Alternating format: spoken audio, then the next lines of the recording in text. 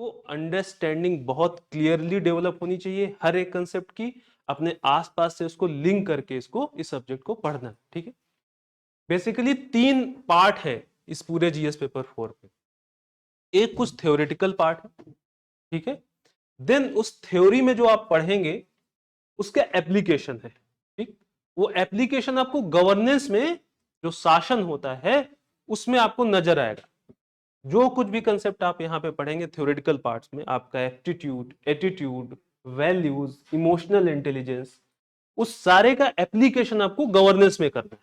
ठीक है, तो दूसरा पार्ट जो है एप्लीकेशन वाला, वहां पे आप गवर्नेंस पढ़ेंगे, अभिशासन पढ़ेंगे और देखेंगे कि कैसे जो थ्योरेटिकल पार्ट्स थे, जो थ्योरेटिकल कंसेप्ट्स थे मूल्य के, अभिवृत्ति के, है ना, वो सब यहां पे यूज हो रहे हैं। क्लियर? देन थर्ड एक बहुत ही इंपॉर्टेंट पार्ट है इसका, केस स्टडीज। और मैंने आप लोगों से बोला था कि प्रीवियस ईयर के क्वेश्चन पेपर साथ में कैरी करिएगा 2013 से 19, है ना, अदरवाइज वो केस स्टडीज का लिटरेचर जो होता है, क्वेश्चन होता है, वो बहुत बड़ा होता है, यहां पे मैं उसको लिख नहीं सकता। तो मैंने बोला था आप लोगों से कि वो क्वेश्चन पेपर आप लोग कैरी करेगा। तो कौन यहाँ पे है ऐसा जो कोई लेके आया है? शायद आप लोगों को मैसेज गया होगा। हाँ, तो लेके आए कि नहीं? 1 2 3 4, कौन कौन नहीं लेके आया?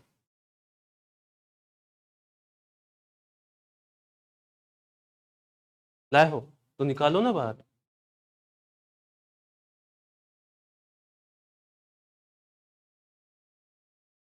जो नहीं लाया है उसके आज ऊपर से ही जाएगी चीजें, है ना।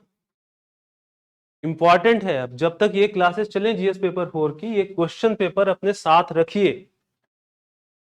मैं क्वेश्चन केवल रेफर करूंगा कि भाई 2014 का क्वेश्चन नंबर 8 आप लोग देखिए। क्वेश्चन यहाँ पे लिखूंगा नहीं, आप लोग क्वेश्चन वहां से पढ़ेंगे, यहाँ पे उसका हम सोल्यूशन देखेंगे। इसलिए इंपॉर्टेंट है क्वेश्चन पेपर कैरी करना आप लोगों को। केस स्टडीज थर्ड पार्ट पड़ता है, जहां पे ये सारा कुछ जो आपने पढ़ा गवर्नेंस में, थ्योरी में, ये सब आपका यूज होगा। आपको एक सिचुएशन दी जाएगी, उस सिचुएशन में आपको डिसीजन मेकिंग करनी है बेसिकली। हाँ, आपका रोल डिफरेंट हो सकता है। मान लीजिए आपको कभी वो गवर्नमेंट सर्वेंट के रोल में दे देगा, आपकी जो भूमिका है वो एक सरकारी अफसर की तरह बनाएगा और आपको एक डिलेमा की सिचुएशन में डालेगा और बोलेगा अब आप क्या डिसीजन लेंगे। ठीक है, या हो सकता है वो आपको एक कंपनी का एग्जीक्यूटिव बना दे और फिर आपको एक डिलेमा की सिचुएशन दे और वहां आपको डिसीजन मेकिंग करनी हो। या हो सकता है एज एन इंडिविजुअल आपको कोई डिलेमा की सिचुएशन दे और पूछे कि अब क्या डिसीजन मेकिंग आप करेंगे। ठीक है, तो ऐसे केस स्टडीज में पार्ट होता है, हम लोग इसको बहुत डिटेल में देखेंगे, केस स्टडीज वाला पार्ट भी। ठीक है, तो चलिए पहला डिस्कस करते हैं थ्योरेटिकल पार्ट। देखिए 5 यूनिट्स हैं इसमें। ठीक, जो फर्स्ट यूनिट है वो है एथिक्स।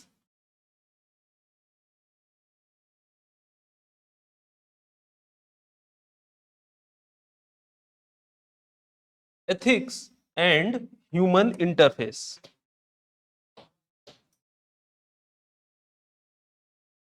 नीति शास्त्र और मानवीय अंतःक्रिया। ठीक है, first unit. Clear?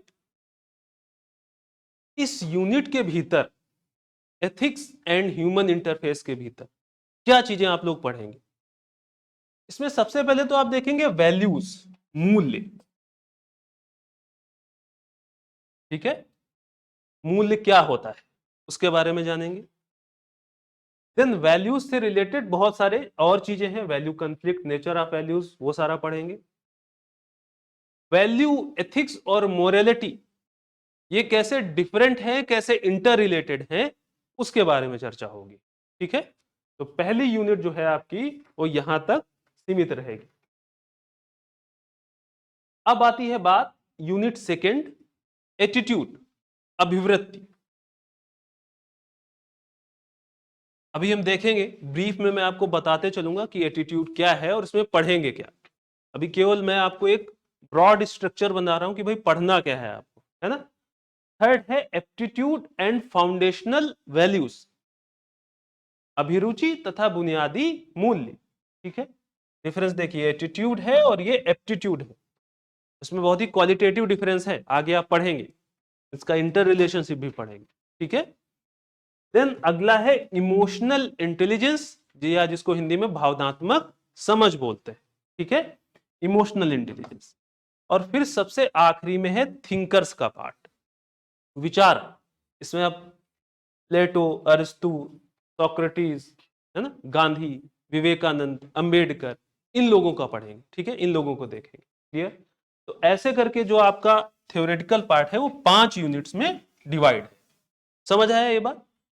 Ethics and human interface, attitude, aptitude and foundational values, emotional intelligence, and then last thinkers. Clear हुआ? नोट डाउन किया सबने अपने अपने मीडियम में? तो चलिए आगे देखते हैं।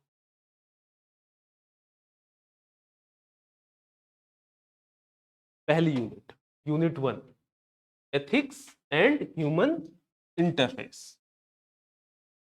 तो जैसा मैंने पहले बताया था, इस यूनिट का जो पहला टॉपिक है या जो पहला चैप्टर है वह है basic concepts of values, ethics and morality. मूल्य, नीति शास्त्र और नैतिकता से जुड़ी हुई मूलभूत अवधारणाएं। अब इसके भीतर आप पढ़ेंगे क्या? तो जैसा कि सबसे पहले देखिए, वैल्यूज की बात हो रही है, मूल्य की बात हो रही है ना? तो सबसे पहले आप देखेंगे वैल्यूज होता क्या है। अभी मैं एक ब्रीफ में मैं आपको बता देता हूं। जब भी कोई इंडिविजुअल या ग्रुप ऑफ इंडिविजुअल्स किसी भी चीज को इंपॉर्टेंस अटैच करते हैं, किसी भी चीज को जब आप महत्व देते हैं, तो वह आपके लिए मूल्य बन जाता है। समझ रहे हैं आप?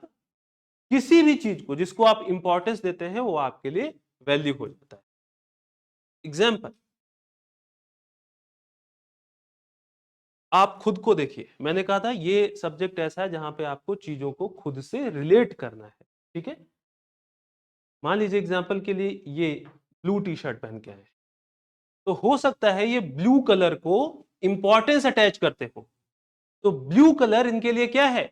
एक वैल्यू है, मूल्य है। समझ रहे हैं आप बात की नहीं?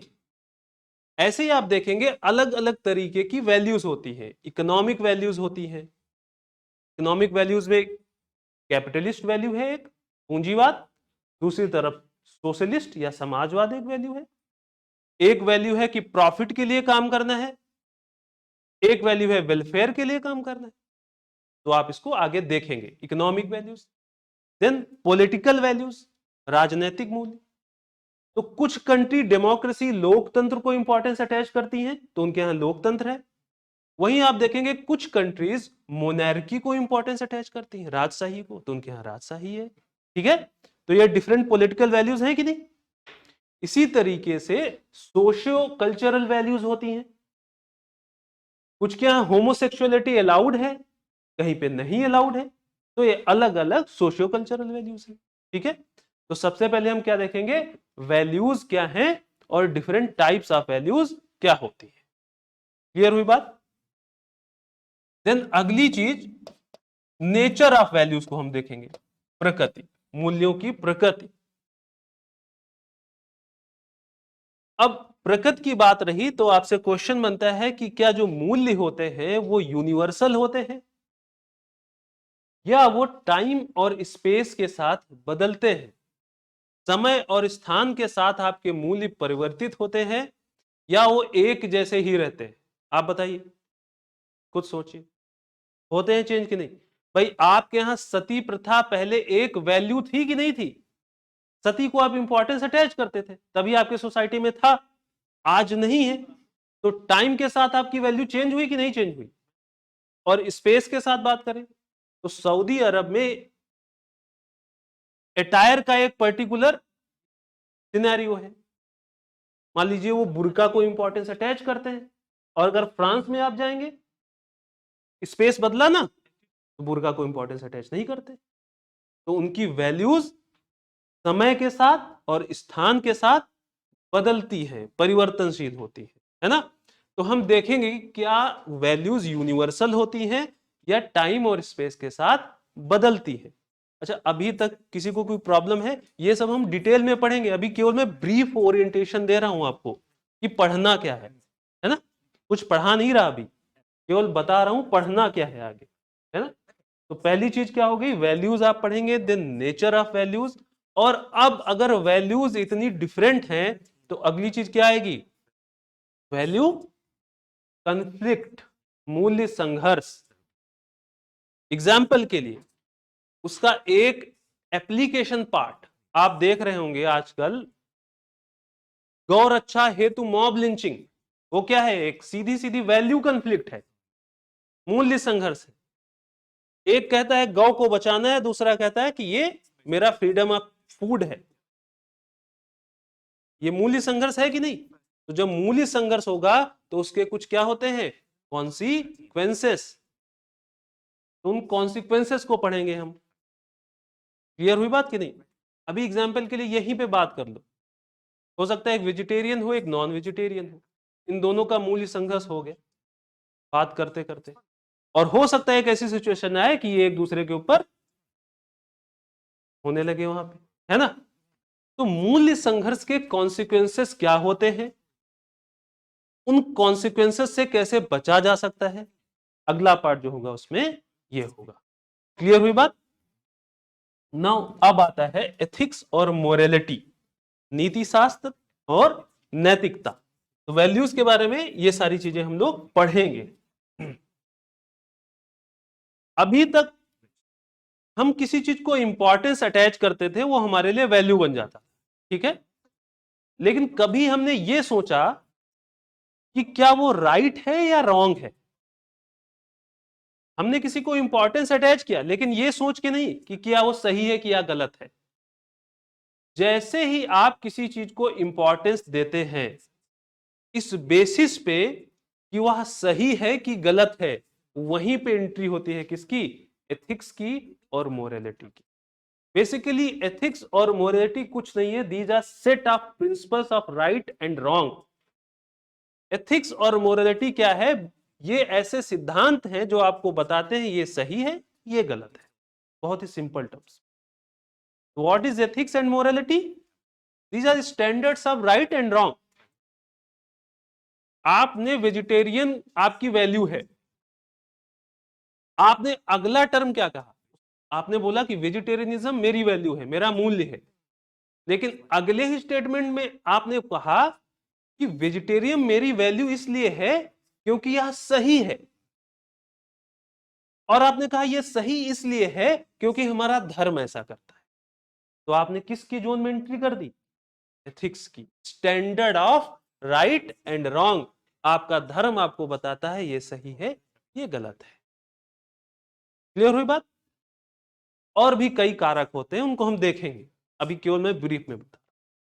तो ये एथिक्स होता है नीति शास्त्र। फिर मोरालिटी और एथिक्स में डिफरेंस क्या है, बड़ा ही माइन्यूट सा डिफरेंस है। भाई आपके धर्म ने बताया कि ये सही है ये गलत है, ये एथिक्स हुआ। जब आपकी अंतरात्मा, आपकी कंसाइंस ये आपको बताती है कि ये सही है ये गलत है, तो वो मोरालिटी होता है। मैं शाकाहार को इंपॉर्टेंस अटैच करता हूं, मेरे लिए ये मूल्य है। अगला स्टेटमेंट, ऐसा करना सही है। और सही क्यों है, क्योंकि मेरी अंतरात्मा ऐसा कहती है। तो जहां पे source of right and wrong internal होता है वो मोरालिटी होता है। और जहां पे source of right and wrong external to individual है, भाई धर्म आपसे बाहर है, आपके अंदर नहीं है ना। समाज आपसे बाहर है ना। तो जब समाज आपको बताता है ये सही है ये गलत है, तो वो एथिक्स होता है। जब आपकी अंतरात्मा आपको बताती है कि ये सही है ये गलत है, तो वो मोरालिटी। बात आई समझ की नहीं, इसको डिटेल में देखेंगे, मैं बार बार इस चीज को बोल रहा हूं। तो वैल्यू क्या है, एथिक्स क्या है, मोरालिटी क्या है। फिर हम देखेंगे क्या ये एथिक्स और मोरालिटी और वैल्यू का इंटर रिलेशनशिप क्या इनका अंतर संबंध है, नीति शास्त्र, नैतिकता और मूल्य, इसका अंतर संबंध क्या है। Hello hello hello.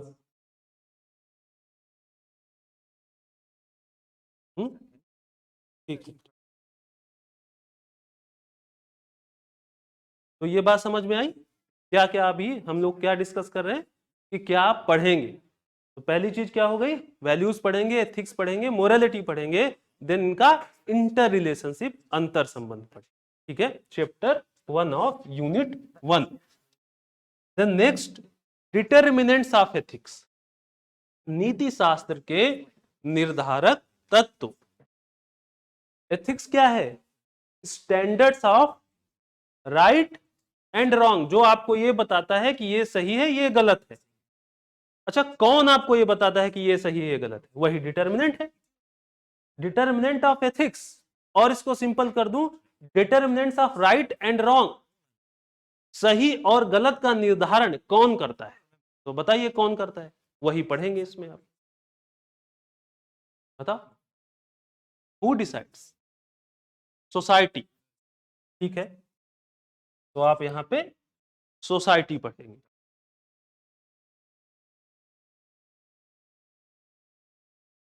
समाज, उसके अलावा सोसाइटी का ही पार्ट है आपकी संस्कृति, कल्चर, और धर्म, आपका धर्म, रिलीजन। और बताइए, कॉन्स्टिट्यूशन, ठीक है, लॉ, गुड, एजुकेशन या स्कूल्स। और आप लोग सबसे पहला फैक्टर भूल रहे हैं, सबसे पहला डिटर फैमिली। भाई सबसे पहले आपको आपका परिवार, आपकी माँ बताती है ये सही है ये गलत है ना, फैमिली। और साथ में ऑर्गेनाइजेशन भी, संस्था भी, जिस ऑर्गेनाइजेशन में आप काम करते हैं, किसी भी ऑर्गेनाइजेशन का एक कोड ऑफ कंडक्ट होता है, ये चीजें डूज हैं, ये डोंट्स हैं, ये चीजें कर सकते हैं, ये चीजें नहीं कर सकते, है ना, ऐसा क्लियर है। तो ये हुआ आपका चैप्टर 2, डिटर्मिनेंट्स ऑफ एथिक्स, नीति शास्त्र के निर्धारक तत्व। अब हम इसमें एक एक करके इनको देखेंगे कि कैसे, किसका क्या सिग्निफिकेंस है। फैमिली कैसे डिटरमाइन करती है आपके लिए राइट एंड रॉन्ग, कल्चर कैसे डिटरमाइन करता है, इसको एक एक करके देखेंगे। ये आपने सोसाइटी में भी पढ़ा होगा, जहां पे आपने सोशलाइजेशन या सामाजिकरण पढ़ा होगा, सामाजिकरण के कारक कौन कौन आपका सामाजिकरण करते हैं। तो बेसिकली वैसे ही यहाँ पे आप डिटर्मिनेंट्स ऑफ एथिक्स पढ़ेंगे। ये पार्ट समझ में आया, किसी को कोई कंफ्यूजन हो तो अभी बताएं। एनीवन, नहीं क्लियर है सबको? तो अब देखिए अगला पार्ट, यूनिट 1 में जो चैप्टर 3 है वो इंपॉर्टेंट है और थोड़ा सा कॉम्प्लेक्स है, वो है डायमेंशंस ऑफ एथिक्स, नीति शास्त्र के आयाम। बेसिकली, और ये दो तरीके से होता है, एक नॉर्मेटिव और एक एप्लाइड। यहां तक तो आपको बता दिया गया, यहां तक सबसे पहले आपको बताया गया एथिक्स क्या है, मोरालिटी क्या है, उसका इंटर रिलेशनशिप क्या है। फिर सेकेंड चैप्टर में आपको यह बताया गया आपके लिए राइट एंड रॉन्ग डिसाइड करता कौन है, who are the determinants, determinants के बारे में बात की। फिर जब चैप्टर 3 में आप आएंगे, एथिक्स क्या है, व्हाट शुड बी, क्या होना चाहिए, यही तो है ना एथिक्स। एथिक्स किस चीज को डील करता है, व्हाट शुड बी, है कि नहीं। एथिक्स बेसिकली क्या है, standards of rights and wrong, ये सही है ये गलत है। तो बेसिकली एथिक्स आपको ये बताता है ये सही है ये करिए, ये गलत है ये मत करिए, यही तो बोलता है एथिक्स आपसे, व्हाट शुड बी। इस क्वेश्चन से एथिक्स डील करता है। अब जहां तक बात आई व्हाट शुड बी, तो अलग अलग स्कॉलर्स के मत अलग अलग होते हैं। जैसे गीता में आपने पढ़ा होगा निष्काम कर्म, पढ़ा है कि नहीं, आप कर्म करते जाओ, फल की इच्छा मत करो, है ना। गांधी ने बोला कि केवल ऑब्जेक्टिव ही नहीं सही होना चाहिए आपका, आपके मीन्स भी सही होने चाहिए, है ना। तो ऐसे अलग अलग विद्वानों का, अलग अलग स्कॉलर्स का व्हाट शुड बी का आंसर डिफरेंट होता है। इसी में आप पढ़ेंगे कॉन्सिक्वेंशियल एथिक्स। कॉन्सिक्वेंशियल एथिक्स ये कहता है कि अगर किसी चीज का आउटकम सही है, रिजल्ट सही है, तो आपने किसी भी तरीके से उसको अचीव किया हो वो मायने नहीं रखता। अगर जो कॉन्सिक्वेंस आया, जो एंड रिजल्ट आया वो एथिकल है, तो आप उस पूरे एक्शन को आपको आपके एथिकल ठहराया जाएगा। बात आई समझ कि नहीं? अब इसको थोड़ा सा भारत के नेशनल मूवमेंट से जोड़ते हैं। गांधी ने क्या कहा था? आजादी हमको लेना है, ये उचित है, सही है, लेकिन किस तरीके से आजादी लेना है? नॉन वायलेंट तरीके से। तो गांधी ने कहा केवल आउटकम की ही एथिकलिटी हमको नहीं देखना है, किस तरीके से हमने अचीव किया इसको भी देखना है। तो कुछ हो गए कॉन्सिक्वेंशियल एथिक्स, जो केवल देखते हैं कि आउटकम एथिकल हो, किसी भी तरीके से आपने अचीव किया हो, ठीक है। और कुछ होता है डीओंटोलॉजिकल एथिक्स, जो कहता है केवल आउटकम नहीं देखना है आपको, आपने जो रास्ता अपनाया उसको भी एथिकल होना चाहिए, ठीक है। समझ आई बात? फिर कुछ लोग कहते हैं कि ना आउटकम देखना है ना मींस देखना है, व्हाट शुड बी के आंसर वो ऐसे देते हैं, एथिकल वो होगा जो एथिकल पर्सन करेगा।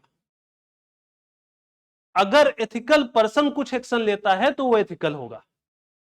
अभी तक आपने क्या देखा था ऊपर के दो में, कॉन्सिक्वेंशियल एंड डीओंटोलॉजिकल। कॉन्सिक्वेंशियल क्या कहता है, क्या होना चाहिए? आउटपुट, आउटकम एथिकल होना चाहिए। डीओंटोलॉजिकल क्या कहता है?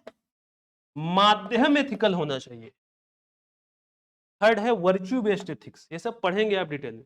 वर्च्यू बेस्ड एथिक्स कहता है ना आपको आउटकम ध्यान देना है, ना आपको माध्यम ध्यान देना है, आपको ध्यान देना है कि जो व्यक्ति एक्शन ले रहा है वो एथिकल वर्चुअस है कि नहीं, उसके अंदर नॉलेज है कि नहीं, उसके अंदर विजडम है कि नहीं।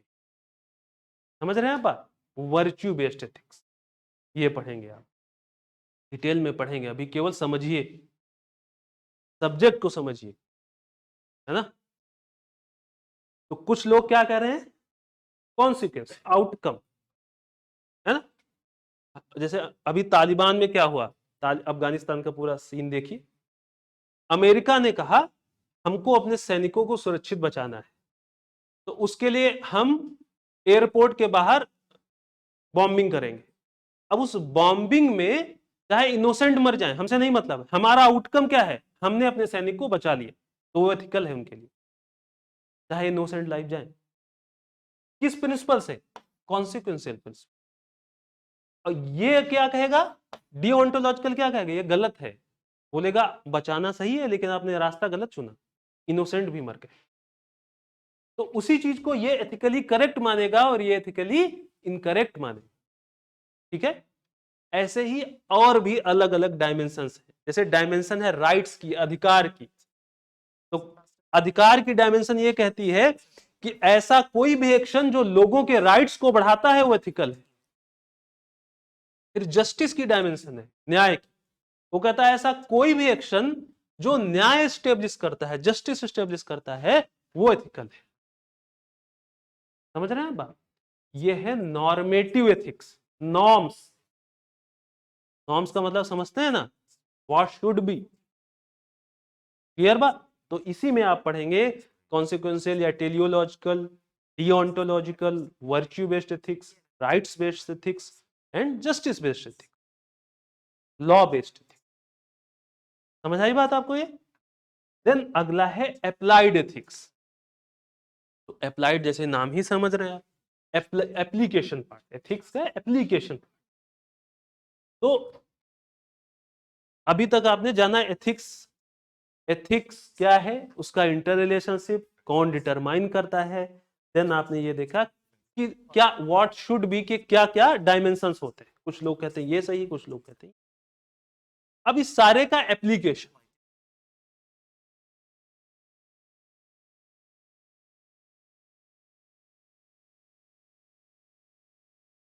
अब नेक्स्ट है अप्लाइड या व्यवहारिक। तो जो कुछ भी आपने पढ़ा अब इसका एप्लीकेशन पार्ट आएगा, जैसे इंटरनेशनल रिलेशंस, अंतरराष्ट्रीय संबंध है, फिर आप अंतरराष्ट्रीय संबंध में एथिक्स को पढ़ेंगे। जैसे अभी आपने देखा अमेरिका में क्या हुआ, तो वहां पे पढ़ेंगे what is ethical war, what is just war. भाई अमेरिका ने अफगानिस्तान पे कब्जा किया था, तो क्या वो एथिकल है कि नहीं? तो अप्लाइड पार्ट हो गया कि नहीं, है कि नहीं?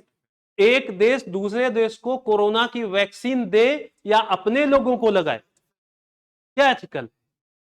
ये आप पढ़ेंगे एथिक्स एंड इंटरनेशनल रिलेशंस में। बात आ रही समझ कि नहीं?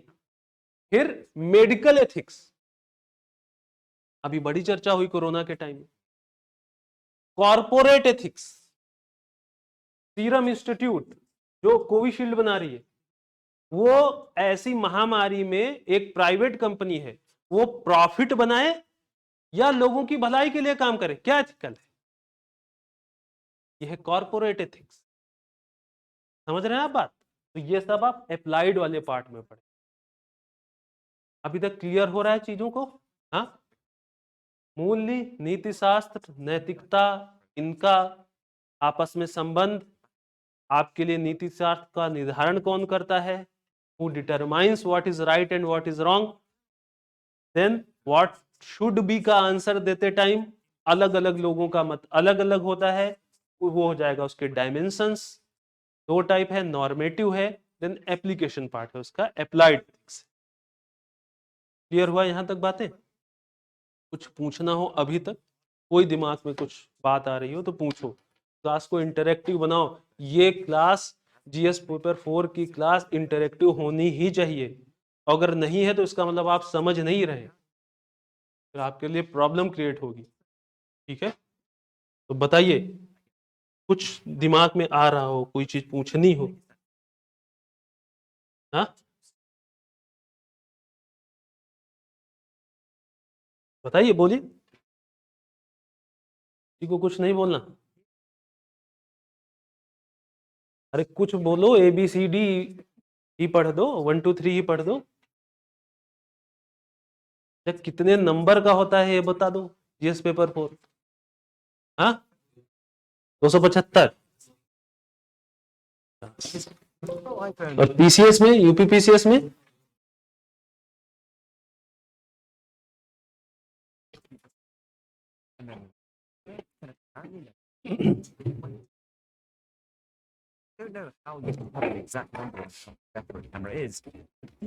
कोई यहां तक प्रॉब्लम नहीं, सबको सब समझ में आए? हाँ, बिल्कुल क्लियर है, किसी के दिमाग में कोई क्वेश्चन नहीं है? सब कुछ बिल्कुल आइंस्टीन हो गए हो ना तुम लोग? अभी मैं पूछूंगा तो डॉक्टर जयकाल भी नहीं बचोगे। चलो आगे देखते। यूनिट 2 याद करिए, यूनिट 1 वो थी, यूनिट 2 में क्या था? एटीट्यूड, हिंदी में जिसको हम क्या बोलते हैं? अभिवृत्ति, एटीट्यूड। तो आपने बहुत सुना होगा और बहुत बोलते हैं कॉमन पैरलेंस, उसके अंदर बहुत एटीट्यूड है, ऐसा सुनते हैं ना, बोलते हैं। जो एटीट्यूड की डेफिनेशन आप लोग कॉमन पैरलेंस में यूज करते हैं वो कंप्लीटली, है ना, लगभग लगभग पूर्णतः गलत है। एटीट्यूड का मतलब वो नहीं होता है जो आप लोग समझते हैं। What is attitude? एटीट्यूड क्या है, इसका स्ट्रक्चर क्या है, कैसे आपका एटीट्यूड बनता है, what is the process of formation of attitude, आपका एटीट्यूड बनता कैसे। Then theories of attitude change, आपका एटीट्यूड चेंज कैसे होता है। तो केवल गर्लफ्रेंड एटीट्यूड चेंज नहीं कराती, है ना, आप पढ़ेंगे इसमें, जानेंगे कि कैसे आपका एटीट्यूड चेंज होता है। Then last part, application of attitude, इसमें हम पढ़ेंगे problem based prevalent attitude and desired attitude. अब थोड़ा सा इसको ब्रीफ में मैं पहले आपको बता देता हूं एक एक चीज। जहां तक बात रही एटीट्यूड की, और इसका जो मॉडल आप पढ़ रहे हैं, ये स्ट्रक्चर पढ़ रहे हैं, अवसंरचना, देखिए एटीट्यूड किसी भी चीज को लेकर आपका एटीट्यूड हो सकता है। एग्जाम्पल, नरेंद्र मोदी एक सोशल ऑब्जेक्ट है, एक पॉलिटिकल पर्सनैलिटी है, हमारे देश के पीएम, उनको लेकर आप सबके भीतर एक एटीट्यूड है। समझ रहे हैं बात? वो डिफरेंट हो सकता है, लेकिन किसी भी सोशल ऑब्जेक्ट को लेकर आपके भीतर एक एटीट्यूड होता है, अभिवृत्ति होती है। अब अभिवृत्ति है क्या? कैब मॉडल है क्या? एटीट्यूड तीन चीजों से बना होता है, तीन उसके पिलर्स होते हैं। क्या है वो pillars? To think, to feel and to act in a particular way towards a social object. पढ़ेंगे आप डिटेल में, अभी बस समझिए चीजों को, समझिए बस, अभी बहुत लिखने की जरूरत नहीं, थोड़ा बहुत लिखना हो लिखो, इसको सब डिटेल में पढ़ोगे आप। तो एटीट्यूड क्या है, अभिवृत्ति क्या है? किसी भी सोशल ऑब्जेक्ट के लिए आप क्या सोचते हैं, क्या फील करते हैं, और कैसे बिहेव करते हैं, कैसे एक्ट करते हैं, ये उस सोशल ऑब्जेक्ट के रिगार्डिंग आपका एटीट्यूड बनाता है। एग्जांपल नरेंद्र मोदी, है ना, नरेंद्र मोदी सोशल ऑब्जेक्ट, आप लोगों को समझ में आएगा। तो हो सकता है जो एक व्यक्ति हो जो नरेंद्र मोदी के बारे में क्या सोचता हो कि ये विजनरी लीडर है ना, विजन है इनके अंदर, बहुत आगे का सोचते है ना, बहुत ही विजनरी लीडर है, ये आपकी धारणा है उनके बारे में, ऐसा आप सोचते हैं उनके बारे में। क्लियर बात? अब ये धारणा आपकी कहां से बनी? कहीं से आपने बनाई होगी ना धारणा, मान लीजिए social media.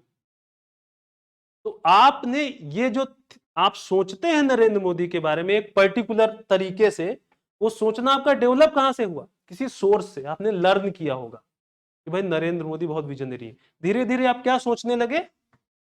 Narendra Modi is a visionary person.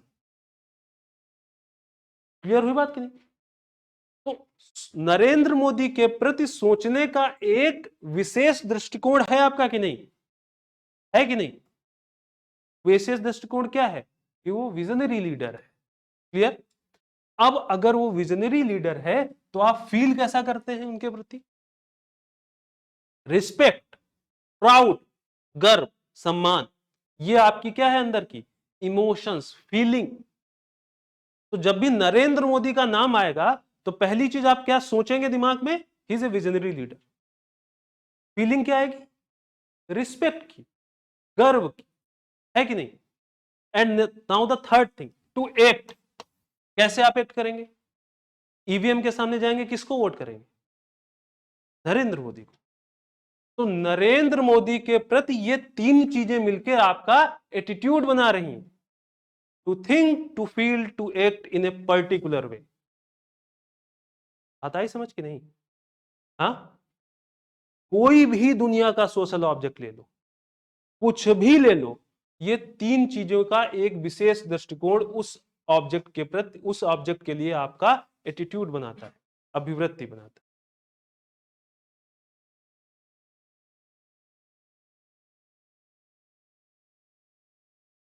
नहीं आई बात समझ? हाँ, अब आप सभी लोगों ने मास्क लगाया, मैंने कहा था कि अप्लाई करना। अब मैं आपसे सिंपली पूछ रहा हूं, इस मास्क के लिए आपका एटीट्यूड आप बताइए मुझे। जिन्होंने मास्क लगाया है और जिन्होंने मास्क नहीं लगाया, दोनों लोगों का एटीट्यूड है इस मास्क के लिए डिफरेंट है। तो जिसने लगाया है वो बताए, और जिसने नहीं लगाया है वो बताए। आपने लगाया है, आप बताए। सबसे पहले आपने कहीं से मास्क के बारे में सुना होगा, जाना होगा, है ना? फिर उसके बारे में एक पर्टिकुलर वे ऑफ थॉट बनाया। तो आपने इसके बारे में कहां से जाना? कहां से जाना? भाई सोशल मीडिया, मीडिया, गवर्नमेंट चिल्ला चिल्ला के बता रही ना, अगर न्यूज पे मास्क पहनो, मास्क पहनो, मास्क पहनो, तो धीरे धीरे आपने मास्क के बारे में वहां से जाना, है ना? और फिर एक विशेष, एक पर्टिकुलर वे ऑफ थिंकिंग बन गई आपकी मास्क के बारे में। वो थिंकिंग क्या है आपकी? कि भाई मास्क लगाएंगे तो हम कोरोना से प्रोटेक्टेड रहेंगे। ये आपका सोचना है मास्क के बारे में, टू थिंक। इसी एक विशेष दृष्टिकोण से आप मास्क के बारे में सोचते हैं जब भी आता है। क्योंकि इतना ज्यादा आपके अंदर वो चीज पेनिट्रेट करवा दी, इंड्यूरिंग हो गई, परमानेंट हो गई। परमानेंटली आप मास्क के बारे में ऐसा ही सोचेंगे। कैसा सोचेंगे? मास्क है तो कोरोना से बचे हैं। To think, to feel, mask के बारे में कैसा फील, क्या फीलिंग क्या आती? Feeling, emotions.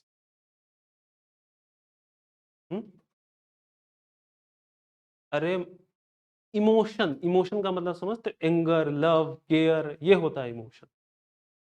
हाँ, केयर तो करते ही हो ना, मास्क को बढ़िया से बना के रखते हो ऐसे, हैं, खराब नहीं होने देते हो। 5 रुपए वाला मास्क जो है बार बार धुल के पहनते हो। कहने का मतलब केयर करते हो कि नहीं, कैसा फील करते हो मास्क के प्रति, पॉजिटिव फील करते हो, है कि नहीं? तो ये है to feel. Now to act. Act कैसे एक्ट करते हो आप? हर टाइम लगा के रखते हो। तो ये है मास्क के प्रति आपका एटीट्यूड। वही जिसने नहीं लगाया, जैसे आपने ही नहीं लगाया। तो अब आप एक्सप्लेन करिए मुझे मास्क के प्रति आपका एटीट्यूड।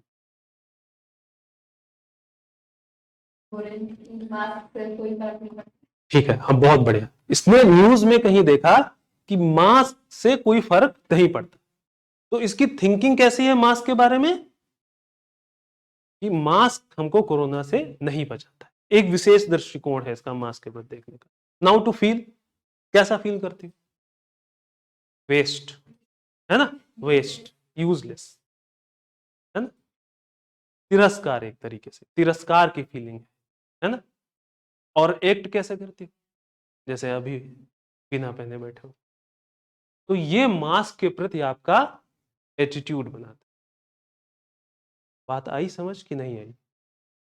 अब आपसे जो क्वेश्चन बनेगा वो ये नहीं बताए पूछेगा कि describe the cab model of attitude, नहीं, वो ऐसे ही कुछ पूछेगा आपसे कि बताइए ये जो फेयरनेस क्रीम्स का एडवर्टीजमेंट आता है न्यूज चैनल्स पे, इसके प्रति आपका एटीट्यूड क्या है?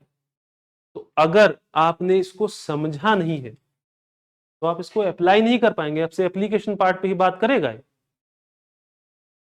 एग्जाम्पल, स्वच्छ भारत जब अभियान लाया गया, इसमें रूरल सैनिटेशन की बात की गई, लैट्रिन्स का कंस्ट्रक्शन हुआ, तो उसमें एक बात आई कि लैट्रिन्स का कंस्ट्रक्शन होने के बाद भी ओपन डेफिकेशन फ्री नहीं हो रहे हैं गांव।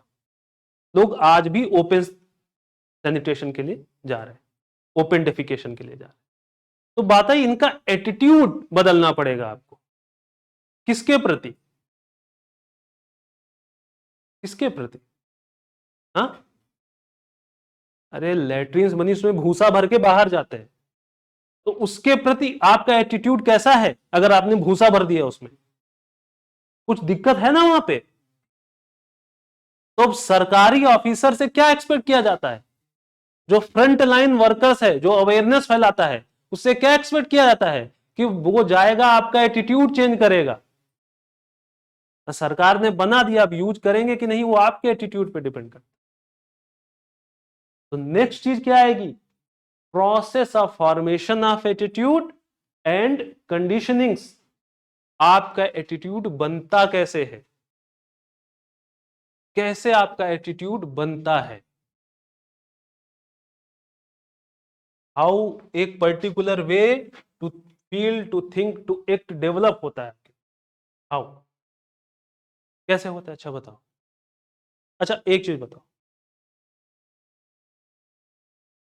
जीन्स के बारे में आपका एटीट्यूड पॉजिटिव है तभी आप पहन रहे हैं, है कि नहीं? ये कैसे डेवलप हुआ? बस वही है process of formation of it.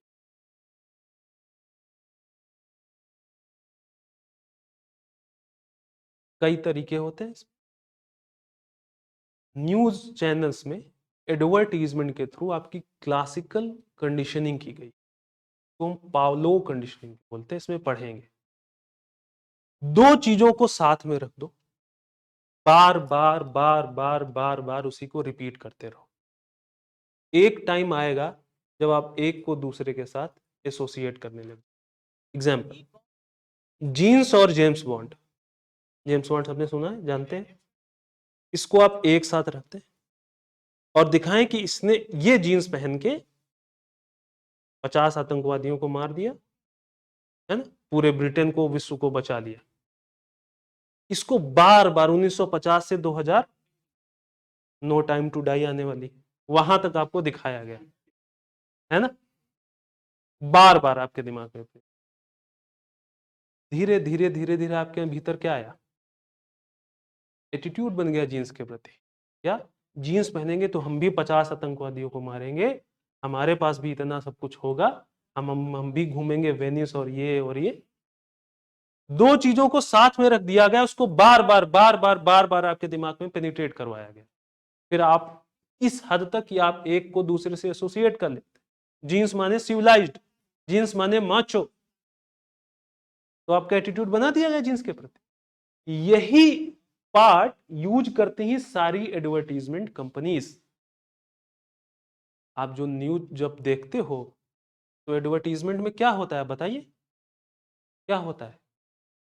कोई भी एडवर्टीजमेंट देखिए वो यही चीज यूज करते हैं, आपका एटीट्यूड बनवाते हैं अपने प्रोडक्ट के प्रति, पॉजिटिव बनवाते हैं कि नहीं? कोलगेट, कोलगेट भंजन करेंगे तो दांत स्वस्थ रहेंगे, तो माने कोलगेट और दांत के स्वस्थ को एक साथ बार बार आपको दिखाएंगे, तो अल्टीमेटली आप क्या करेंगे, कोलगेट खरीदेंगे जाके, है कि नहीं? बात आई समझ कि नहीं? तो ये है एटीट्यूड का फॉर्मेशन, कैसे एटीट्यूड आपका बनता है। क्लियर हुई बात? तो उसमें आप पढ़ेंगे क्लासिकल कंडीशनिंग, इसी को क्लासिकल कंडीशनिंग बोलते। फिर है एक ऑपरेंट कंडीशनिंग, रिवार्ड और पनिशमेंट, प्रशंसा और दंड।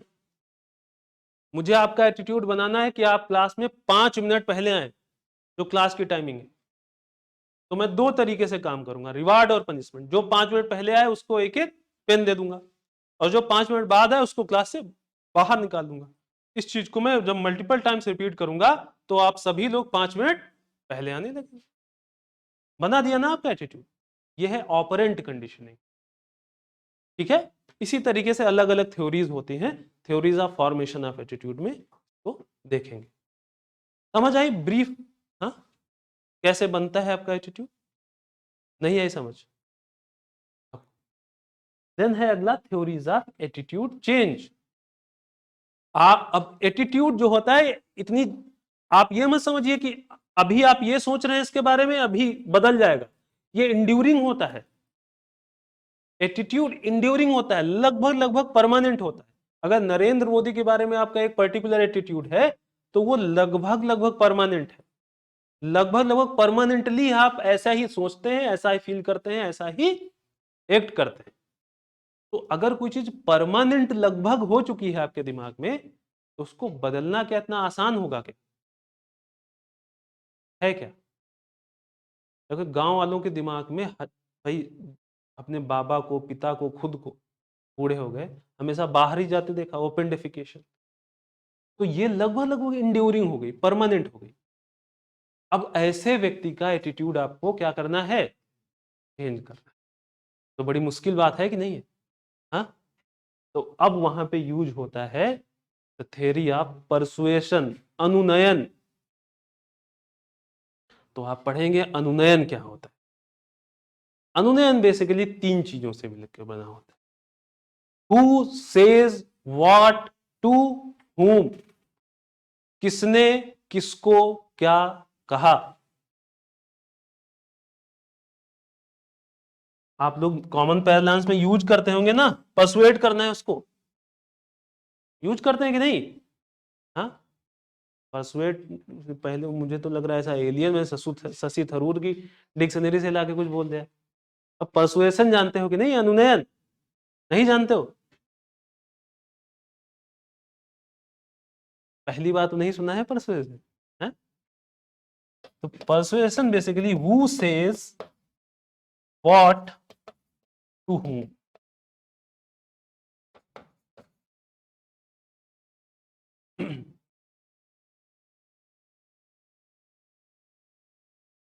आपको परसुएड करना है तो इसमें तीन चीजें इंपॉर्टेंट है। मैसेंजर कौन है, व्हाट मैसेज क्या है, टारगेट कौन है।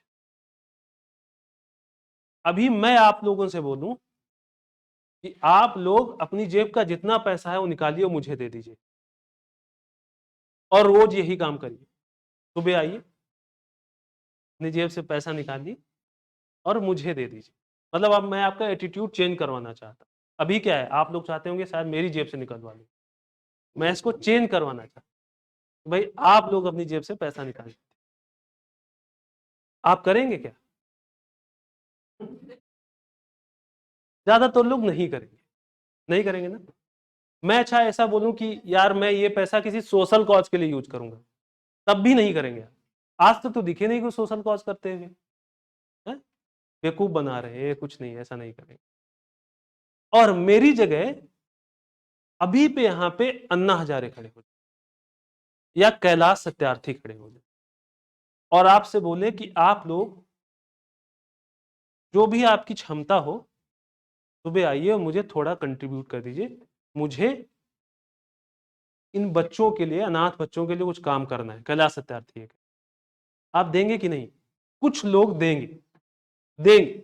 अरे तुम नहीं दोगे, तुम बाकी तो देंगे, है ना? तुम पापी हो तो इसका मतलब ये थोड़ी कि सब पापी है? तो कुछ लोग देंगे, तो इसका मतलब ये मैटर करता है कि किसने कहा, हु सेज। नरेंद्र मोदी ने बोला गैस की सब्सिडी छोड़ दो, लोगों ने छोड़ दिया।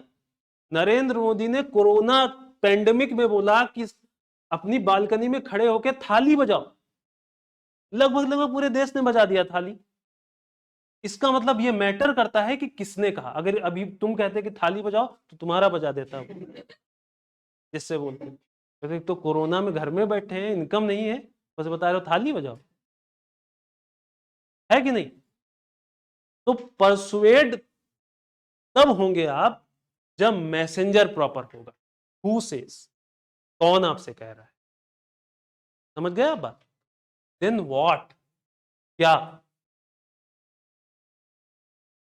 क्या मैं आपसे बोलूं, अच्छा नरेंद्र मोदी आपसे बोले कि थाली बजाओ क्योंकि मुझे संगीत सुनने में अच्छा लगता है, तब कहेंगे यार ठीक है तुम अच्छे आदमी, लेकिन मतलब कुछ तो। उसने क्या कहा, थाली बजाइए क्योंकि इससे जो फ्रंट लाइन वर्कर्स हैं उनका मोराल बूस्ट होता है। तो व्हाट, क्या कहा आपने, मैटर करता है, ठीक है बात? देन टू whom, किससे? अब नरेंद्र मोदी पाकिस्तानियों से बोलते कि तुम कोरोना के टाइम में थाली बजाओ, तो बजाते वो? तो target audience, who says what to whom, ये डिसाइड करता है कि लोग परसुएड होंगे कि नहीं होंगे।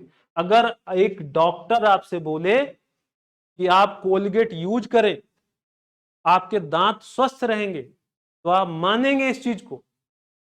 और अगर मैं बोलूं कि ये मैंने मंजन बनाया है एक अपनी फैक्ट्री में और आप यूज करो इसको, मानेंगे इसको? नहीं मानेंगे। अगर सचिन तेंदुलकर आपसे बोले कि स्ट्रेट ड्राइव ऐसे मारा जाता है, ऐसे नहीं, आप मानेंगे कि नहीं उसको?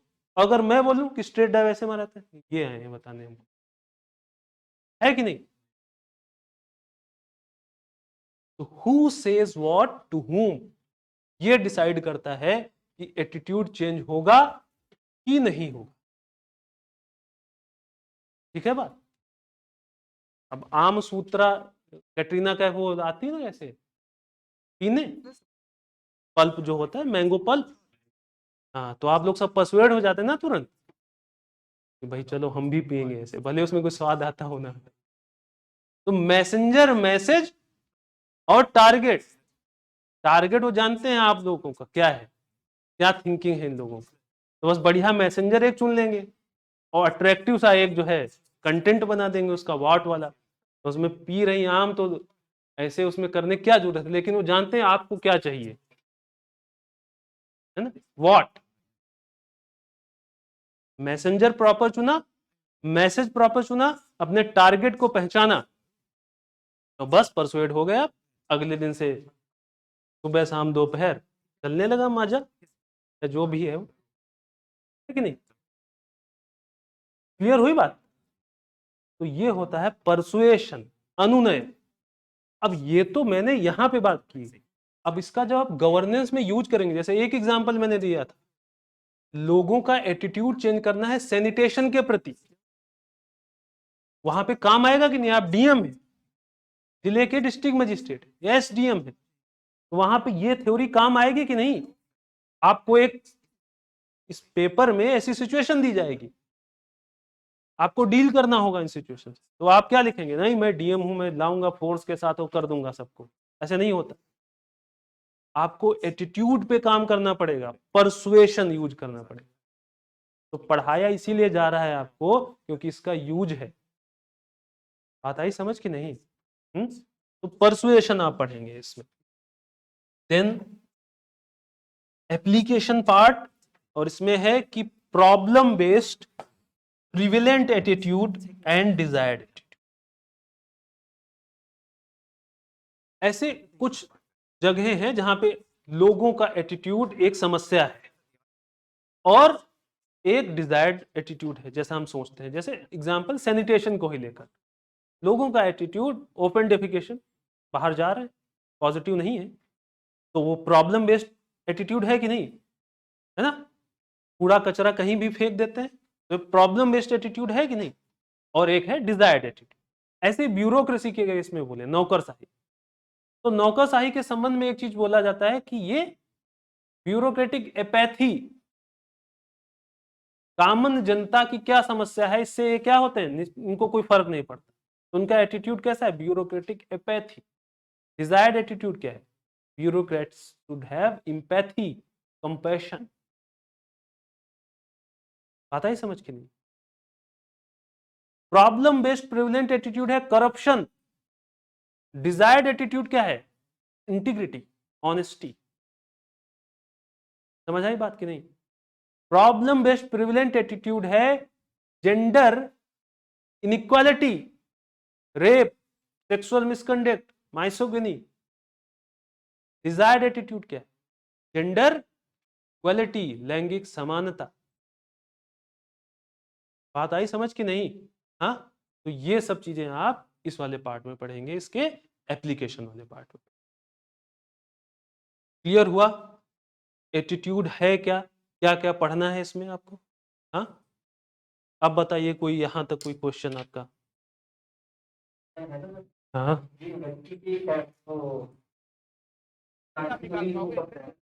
अच्छा, एटीट्यूड आपका आपसे बाहर होता है क्या?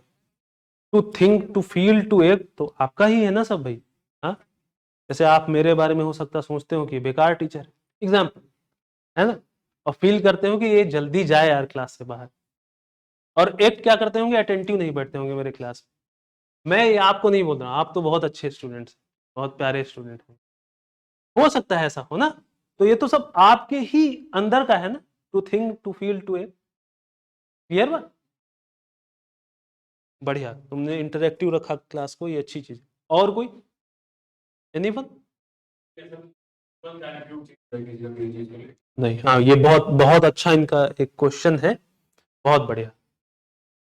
इन्होंने बोला कि क्या ऐसा हो सकता है कि एटीट्यूड क्षणिक हो? देखिए, जब आप एटीट्यूड डिटेल में पढ़ेंगे तो वहां पे आप एक चीज और इस सेंटेंस में जोड़ेंगे, to think, to feel, to, it is a learned enduring predisposition. Enduring, लगभग परमानेंट है ये आपके भीतर।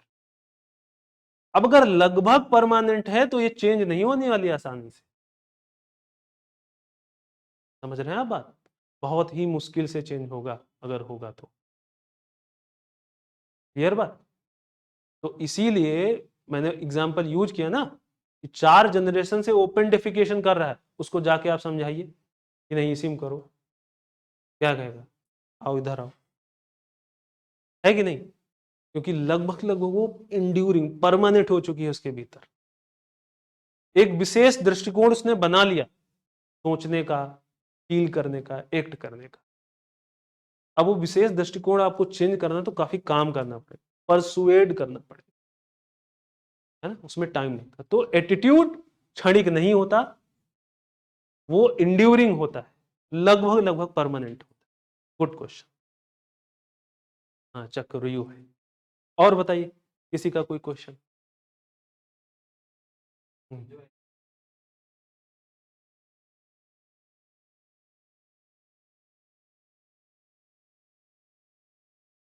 हाँ। हम्म। नहीं, सुनो बात, एटीट्यूड चेंज एक प्रोसेस है, एक प्रक्रिया है। मैंने बोला अभी क्षणिक चेंज नहीं होता। आपने कुछ देखा और आपने उसके बारे में सोचा, और एक बार सोच के आप हटा देते हैं, चलो कोई मोमेंट्री होगा। लेकिन जब बार बार बार बार बार बार आप सालों तक वही चीज देखेंगे, तो आपका एटीट्यूड चेंज हो जाएगा। नहीं यही बात समझ? तो एटीट्यूड चेंज एक क्षणिक प्रोसेस, एक क्षणिक इवेंट नहीं है, इंसिडेंट नहीं है, एक प्रक्रिया है, प्रोसेस है। और प्रोसेस, प्रक्रिया, टाइम लगता है, एफर्ट लगता है वो चेंज होने में। समझ रहे हैं बात? और कोई कुछ जानना चाहते हो? हम्म। नहीं जानना कुछ?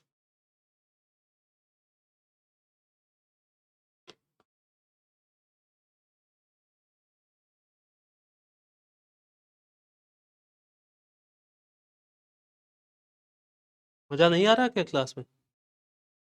क्यों जी? तो बड़े शान शान से बैठो, गंभीर से।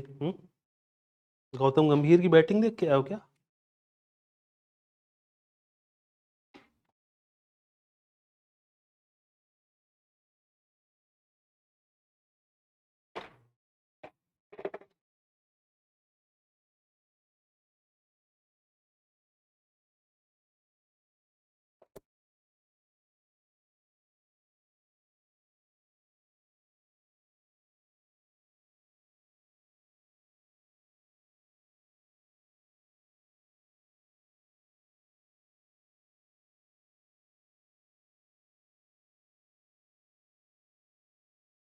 हाँ।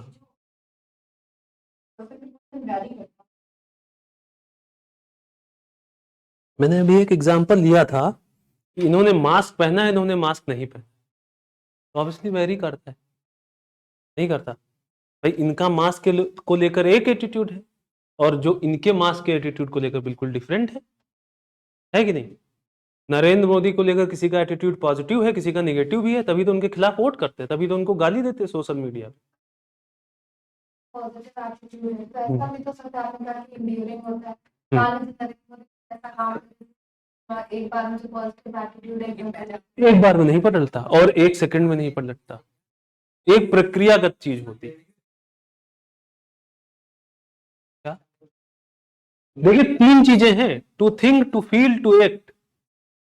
चेंज होते होते थिंकिंग में थोड़ा बदलाव आएगा एक बार कि यार इस बार अच्छा काम नहीं किया कोरोना में, लेकिन अभी भी वोट मोदी को दोगे, है ना? फिर जब दोबारा कुछ गड़बड़ करेगा, या आपकी जेब में से पैसा चला गया, तब फिर सोचोगे यार गड़बड़ किया है, लेकिन फिर भी अच्छा आदमी, विजनरी आदमी है, और चलो बढ़िया है, सम्राट है, हिंदू हृदय सम्राट, और वोट इसी करेंगे। लेकिन एम्बिवेलेंट एटीट्यूड बहुत रेयर होता है, और नहीं होता है, लगभग लगभग, है ना? इसका मतलब वो एटीट्यूड नहीं है, अभी फॉर्म नहीं हुआ। जब आप दुविधा में है तो इसका मतलब वो एटीट्यूड नहीं है आपका, अभी आपने एटीट्यूड बनाया ही नहीं। एटीट्यूड का मतलब ही है एक पर्टिकुलर वे, एक पर्टिकुलर वे, एक विशेष दृष्टिकोण, उसमें द्वैत, दो होने की संभावना ही नहीं। जया, समझ आई ये बात कि नहीं? हाँ, तुम्हारा क्वेश्चन ये था कि वही चीज, हाँ, एटीट्यूड इंड्यूरिंग ही होता है, और वो बदलता किसी एक इवेंट से नहीं है। अगर आपको लगता है कि कोरोना के बाद आपका एटीट्यूड चेंज हो गया किसी एक पर्टिकुलर पर्सनालिटी की, तो वो आपका एटीट्यूड था ही नहीं, वो आपका एटीट्यूड नहीं था, एटीट्यूड बना ही नहीं था आपका उस व्यक्ति के प्रति पूर्णतया। एक इवेंट से एटीट्यूड नहीं चेंज होता, एक प्रक्रिया होती, परसुएड करवाना पड़ता है। कांग्रेस वाले पिछले 7 साल से लगे हैं आपका एटीट्यूड चेंज कराने को लेकर, लगे हैं कि नहीं? लगे हैं कि नहीं? भाई मीडिया में देते रहते हैं ना, नरेंद्र मोदी ने इतना ब्लंडर कर दिया, तो आप लर्न करते हैं उसको, थिंक करने लगते हैं वैसा। फील करने में बेकार आदमी है, और फिर उसके खिलाफ जाके वोट करते हैं। तो कांग्रेस वाले लगे हैं ना यही कराने में, लेकिन नहीं हो रहा है। क्यों? क्योंकि वो कुछ लोगों का एटीट्यूड बन चुका था, जिनको आप आजकल सोशल मीडिया पे भक्त लिखा जाता है ना, और दूसरी तरफ ये लोग बोलते हैं चमचे, है ना। क्लियर हुई बात? तो जो भक्त है उनका एटीट्यूड था, वो रियल एटीट्यूड, और वो इतनी जल्दी नहीं चेंज होने वाला है। और जो चमचे हैं उनका भी भक्त है चमचागिरी करने, है ना, उनका चमचागिरी का एटीट्यूड, उनका भक्ति का एटीट्यूड। ये सब यूज नहीं करना है कहीं आपको। बात आई समझ की नहीं? हाँ, खैर आगे चले। चलो बढ़िया है। अब तुम लोग इंटरेक्टिव रखना इस क्लास को, क्योंकि मैं बोल रहा हूं कि आपसे ही इनपुट आएगा इसका सारा। क्लास का जो कंटेंट है वो आपके ही सभी लोगों के मुंह से आएगा, है ना।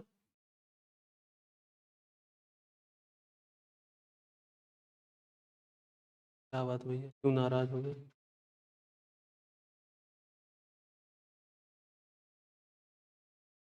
नेक्स्ट है एप्टीट्यूड एंड फाउंडेशनल वैल्यूज।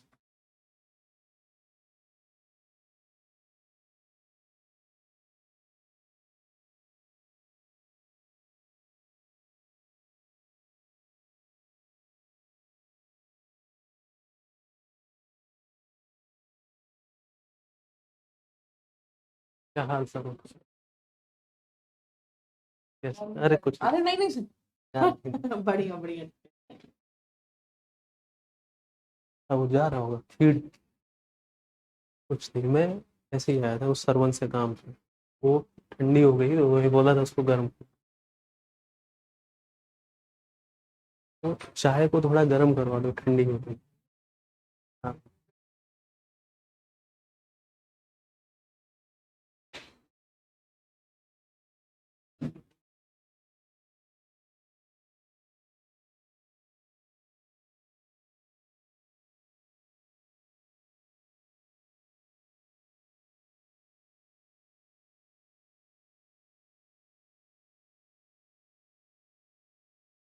तो unit 3, aptitude and foundational values.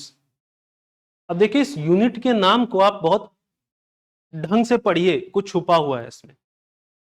Aptitude and foundational values. जो आपका सिलेबस डिजाइन होता है वो रैंडम नहीं डिजाइन होता, ठीक है ना, वो बहुत ही सोच समझ के डिजाइन होता है। अब जब यहां पे ये टर्म यूज किया गया, एटीट्यूड आपको बाद में पढ़ाया गया, वैल्यूज एथिक्स और मोरालिटी पहले पढ़ाया गया, फिर एटीट्यूड पढ़ाया गया, और एटीट्यूड पढ़ाने के बाद आपको एप्टीट्यूड पढ़ाया गया, और एप्टीट्यूड के बाद आपको फाउंडेशनल वैल्यूज पढ़ाई गई। इस क्रोनोलॉजी का कुछ मतलब है, अभी आप समझेंगे यहां पे। एप्टीट्यूड एंड फाउंडेशनल वैल्यूज, अभिरुचि तथा बुनियादी मूल्य। देखिए एप्टीट्यूड होता क्या है, पहला what is aptitude, and then civil servants attitude. अभिरुचि क्या है? हर एक व्यक्ति की हर एक एक्शन के लिए, हर एक डायमेंशन के लिए एक इनबॉर्न पोटेंशियल होता है जो गॉड गिवन होता है, ठीक है।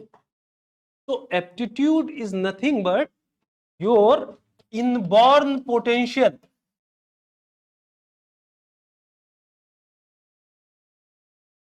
Inborn potential.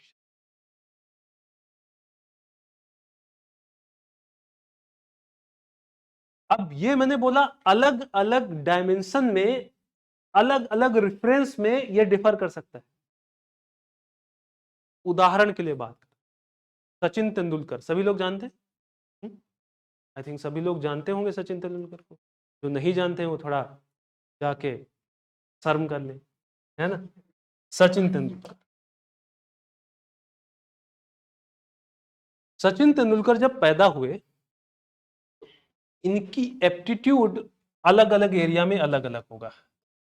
ये है मैथ, ये है फिजिक्स, ये है केमिस्ट्री, ये है क्रिकेट, ये है टेनिस, ये है साइंटिस्ट, ये है आईटी प्रोफेशनल।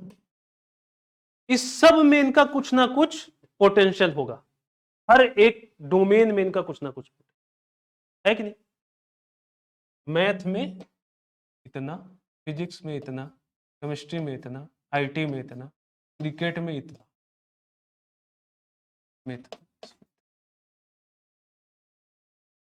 मतलब आपकी इनबॉर्न पोटेंशियल अलग अलग डोमेन में डिफरेंट होती है,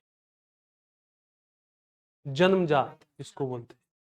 लता मंगेशकर की इनबॉर्न पोटेंशियल म्यूजिक में, गाने में बहुत ज्यादा होगी, होगी कि नहीं। हर एक व्यक्ति, आप अपने को देखिए और सोचिए कि आपका पोटेंशियल किसमें ज्यादा है। हर एक चीज में एक जैसा नहीं होगा, अलग अलग होगा। कोई गाना गा लेता होगा थोड़ा, और कोई ऐसा गाता होगा कि सब लोग क्लास से छोड़ के भाग जाए यहां से, है कि नहीं। कोई पेंटिंग अच्छी बना लेता होगा, और किसी को बोलो तो अब कलर उसी में डाल देगा, उड़ेल देगा, है ना। वही असली पेंटिंग आजकल बनती तो ऐसे ही।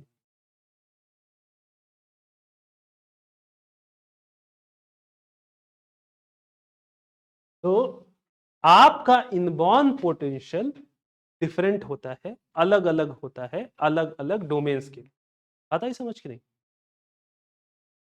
अगर ये पहचान में आ जाए कि लड़के का, या देखो ये है पेट्रियार्की, जो भी व्यक्ति है उसका इनबॉर्न पोटेंशियल इस जोन में ज्यादा है,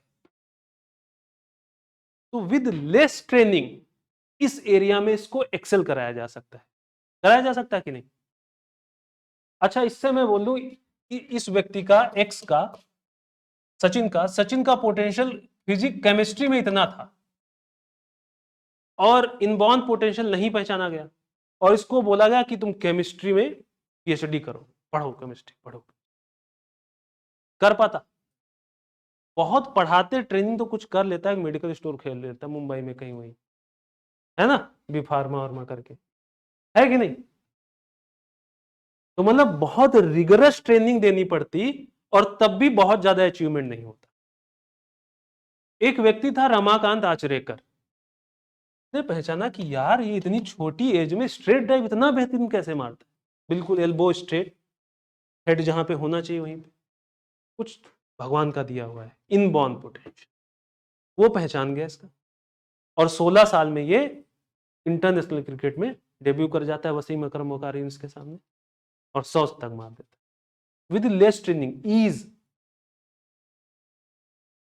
बात आई समझ की नहीं।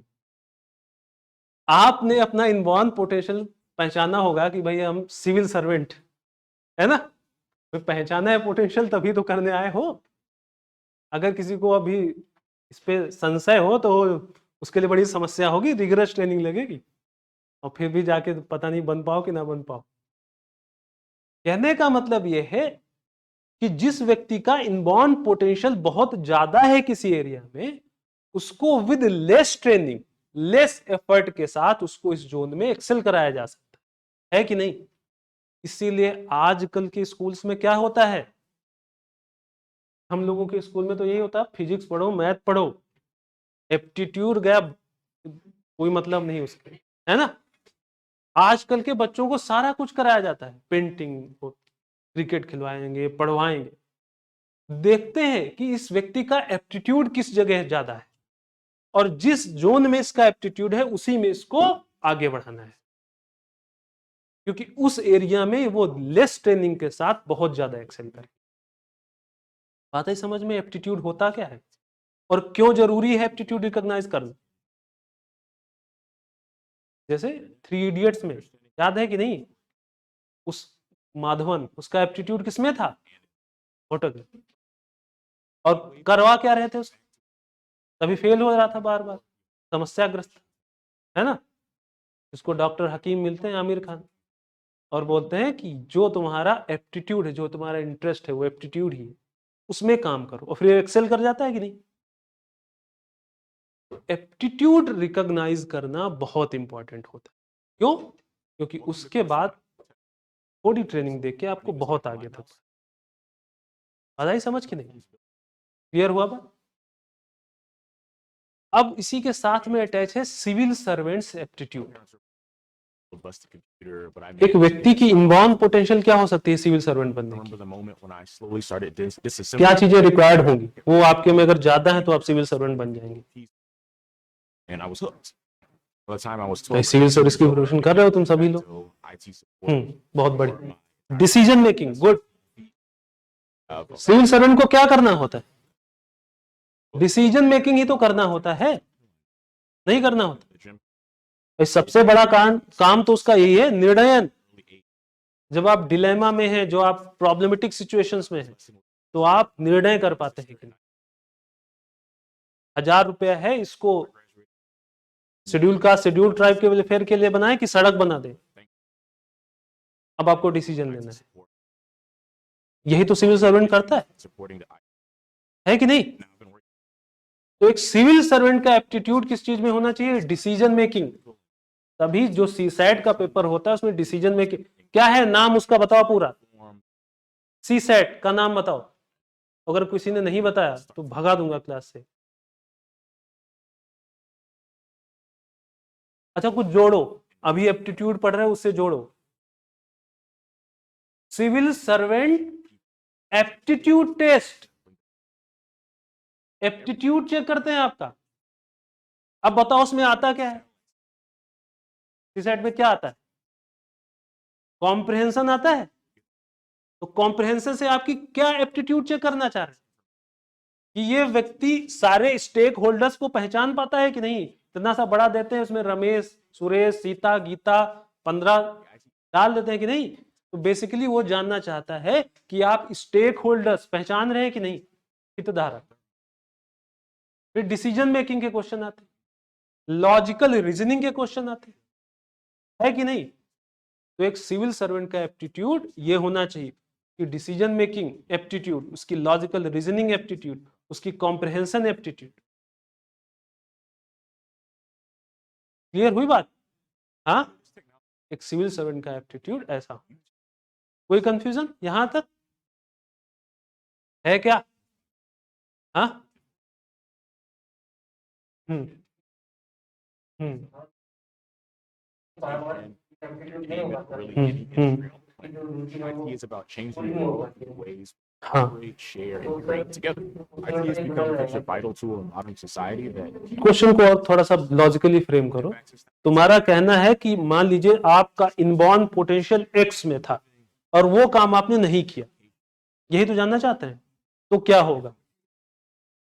किसी कारणवश वो काम आप नहीं कर पाए तो क्या होगा, है ना? नहीं, एप्टीट्यूड चेंज नहीं होगा भैया, वो गॉड गिवन आपको वही था, गॉड गिवन है। स्ट्रेट ड्राइव ऐसे मारते हैं सचिन तेंदुलकर ही मार सकता है 130 करोड़। वो गॉड गिवन है, एप्टीट्यूड नहीं चेंज हो जाएगा। उस काम में जिसमें आपको बहुत ज्यादा ट्रेन कर दिया गया वो करने लग जाएंगे बस। आप क्रिकेटर नहीं थे, गॉड गिवन एबिलिटी नहीं थी, तो आपको ट्रेनिंग बहुत ज्यादा कर दिया जाए तो ज्यादा से ज्यादा आईपीएल खेल लोगे, सचिन तेंदुलकर नहीं बन जाओगे, 100 शतक नहीं मार पाओगे, रमेश पवार बन जाओगे। बात है समझ के नहीं?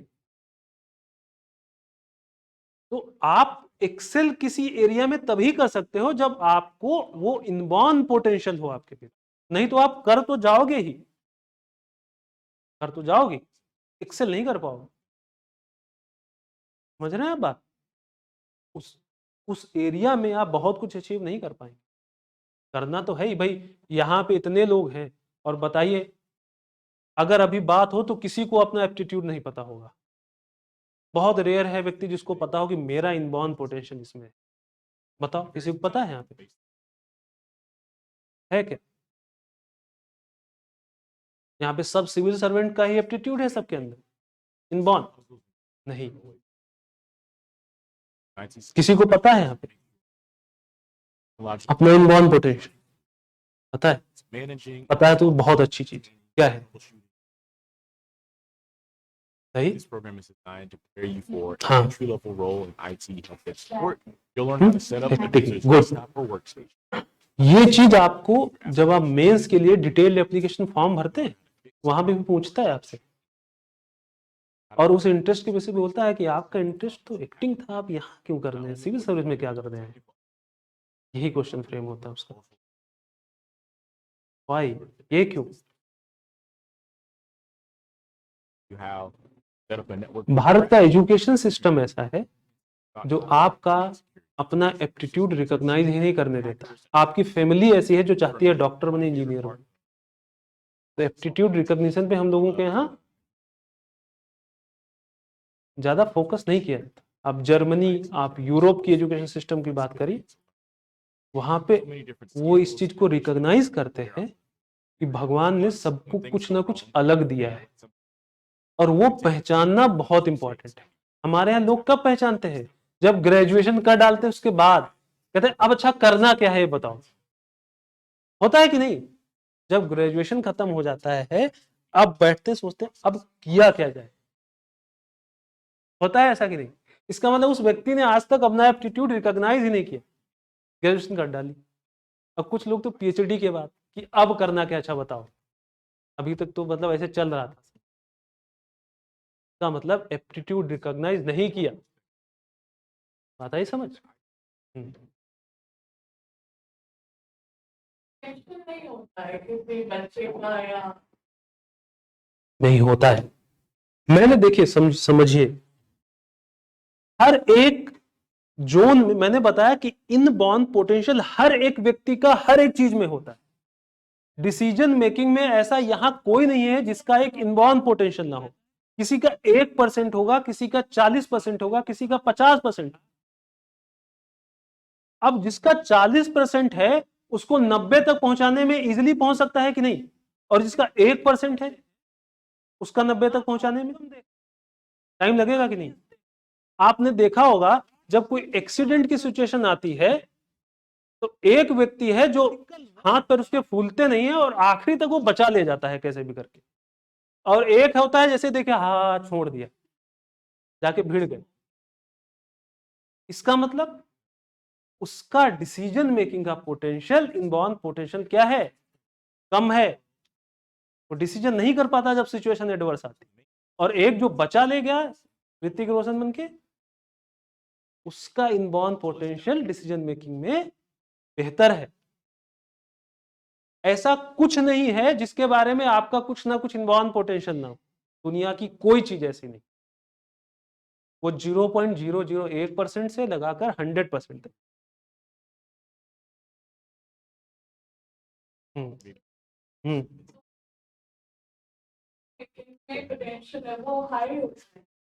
ऑब्वियसली तभी आप बनते हैं, सीसैट पास करते हैं तभी तो होता है। बताइए ना, सीसैट पास करते हैं ना। हाँ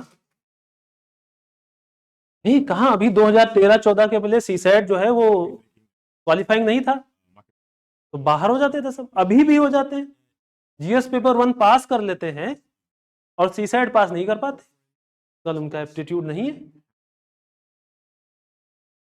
भाई सीसैट का पेपर रखा गया है, उसने मांगा है मिनिमम इतना होना चाहिए आपका एप्टीट्यूड 33%। कुछ लोगों का नहीं होता है, नहीं पास हो पाते। बहुत लोग ऐसे होते फिर मुंह दिखाने के लायक नहीं रहते। कारण क्या है, जीएस में पास हो गए, जीएस में लिया 120 और जो क्वालिफाइंग था उसमें है नंबर 50। तो हम ना बताने का रहता है ना जो है छुपाने का रहता है, वो वाली स्थिति हो जाती है। टेस्ट होता है आपका, और टेस्ट होने के बाद आपकी ट्रेनिंग होती है, समझे बात, कि ये इसको और बढ़ाया जाए। लबासना आप क्या करने जाते हैं, यही करने, ट्रेन ही तो किया जाता है वहां पे। होती है कि नहीं ट्रेनिंग, लबासना समझते हो ना सभी लोग यहाँ पे। हाँ क्या नाम है उसका पूरा, लाल बहादुर शास्त्री, सबका ड्रीम। जो भी सिविल सर्वेंट एस्पिरेंट है लबासना जाना, तो नहीं हो ऐसा, मतलब ऐसे ना तो जाके मसूरी एक बार घूम आओ, ऐसे ही ड्रीम पूरा हो जाएगा, है ना। दूसरी तरीके से मेहनत करनी पड़ती है। तो समझ आया ये बात। अब अगला पार्ट है relationship between aptitude and attitude. थोड़ा सा एप्टीट्यूड एंड एटीट्यूड, ये बहुत इंपॉर्टेंट है। और एक मैं एग्जांपल दूंगा और आपको समझ में आएगा इससे। नॉर्थ कोरिया, उत्तर कोरिया सुना है ना, और भारत, दोनों का एप्टीट्यूड न्यूक्लियर फिजिक्स में है कि नहीं? हमारे पास भी न्यूक्लियर वीपन टेक्नोलॉजी है और उनके पास भी न्यूक्लियर टेक्नोलॉजी, हमारे पास भी न्यूक्लियर टेक्नोलॉजी। न्यूक्लियर टेक्नोलॉजी कब डेवलप करी होगी? जब हमारा पोटेंशियल होगा, जब हमको जानकारी होगी, तभी तो डेवलप किया है। पोटेंशियल था अब्दुल कलाम का, उनको ट्रेन किया गया विक्रम साराभाई को, और उन्होंने न्यूक्लियर टेक्नोलॉजी डेवलप कर दी। तो भारत के पास भी न्यूक्लियर एप्टीट्यूड है और नॉर्थ कोरिया के पास भी न्यूक्लियर एप्टीट्यूड है। क्लियर? दोनों के पास एप्टीट्यूड है। एप्टीट्यूड, दोनों का एटीट्यूड एक जैसा है क्या? डिफरेंट है ना। इंडिया का एटीट्यूड कैसा है? पीस, शांति। और नॉर्थ कोरिया का युद्ध। तो हमने हमारी न्यूक्लियर टेक्नोलॉजी का यूज कैसे किया? हम उससे बिजली बना रहे हैं, न्यूक्लियर पावर प्लांट लगा रहे हैं। और नॉर्थ कोरिया क्या कर रहा है? आए दिन मिसाइल बना रहे हैं। तो आपका एप्टीट्यूड दोनों लोगों का ज्यादा हो सकता है किसी एरिया में, अल्टीमेट उस एप्टीट्यूड का यूज सही होगा या गलत होगा वो डिपेंड करता है आपके एटीट्यूड पे। समझ रहे हैं आप बात? डॉक्टर हैं, दो डॉक्टर, दोनों का एप्टीट्यूड सर्जरी में बेहतर है, दोनों किडनी तक पहुंच सकते हैं आपकी। एप्टीट्यूड, एक का एटीट्यूड है, एटीट्यूड कि वो आप पेशेंट जो भी है उसकी बेहतरी के लिए काम करे, तो वो आपकी किडनी का इलाज कर देगा, आपको सही कर देगा। और दूसरा डॉक्टर जिसका एटीट्यूड बड़ा ही मटेरियलिस्टिक था, उसको पैसा चाहिए, तो किडनी निकाल के बेच देगा। बात आई समझ? तो बहुत अच्छा एप्टीट्यूड खराब एटीट्यूड के साथ डेडली कॉम्बिनेशन। समझ रहे हैं आप बात? एप्टीट्यूड बहुत बेहतर, एटीट्यूड बहुत खराब, तो it is A deadly combination. समझ रहे हैं आप? क्लियर हुई बात? और अगर एप्टीट्यूड भी बढ़िया, और अब्दुल कलाम को ले लो, पाकिस्तान में भी एक न्यूक्लियर साइंटिस्ट था, दोनों का एप्टीट्यूड बहुत बढ़िया था न्यूक्लियर फिजिक्स में। अब्दुल कलाम ने सारी जिंदगी देश को समर्पित कर दिया अपनी न्यूक्लियर नॉलेज को, और उसने उस न्यूक्लियर टेक्नोलॉजी को बेच दिया, पैसे कमाए। तो दोनों का एप्टीट्यूड तो था, एटीट्यूड डिफरेंट था। समझ आ रही बात? क्लियर हुआ कि नहीं? तो ये आप इसमें पढ़ेंगे। देन फाउंडेशनल वैल्यूज, इसीलिए इंपॉर्टेंट है। एप्टीट्यूड बहुत बढ़िया हो, लेकिन आपके मूल्य भी अच्छे होने चाहिए। अगर आपके मूल्य अच्छे नहीं हैं जिससे आपका एटीट्यूड बनता है, तो आप उस एप्टीट्यूड का खराब इस्तेमाल करेंगे। आप न्यूक्लियर एप्टीट्यूड को बेच के पैसा कमाएंगे क्योंकि आपके मूल्य अच्छे नहीं थे। मूल्य कैसा था आपका? येन केन प्रकारेण पैसा। समझ रहे हैं आप बात?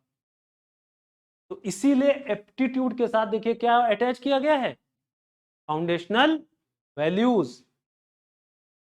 एप्टीट्यूड बेहतर है, लेकिन मूल्य भी आपके अच्छे होने चाहिए। अजहरुद्दीन का भी एप्टीट्यूड क्रिकेट में बहुत बढ़िया था, मूल्य खराब था तो मैच फिक्सिंग कर दी। सचिन तेंदुलकर का भी अच्छा था, मूल्य अच्छे थे तो भारत रत्न मिल गया। बात आई समझ कि नहीं? हाँ, तो एप्टीट्यूड बढ़िया है, लेकिन मूल्य भी आपके अच्छे होने चाहिए, नहीं तो कॉन्सिक्वेंस बहुत बुरा आ सकता है। बात आई समझ कि नहीं है?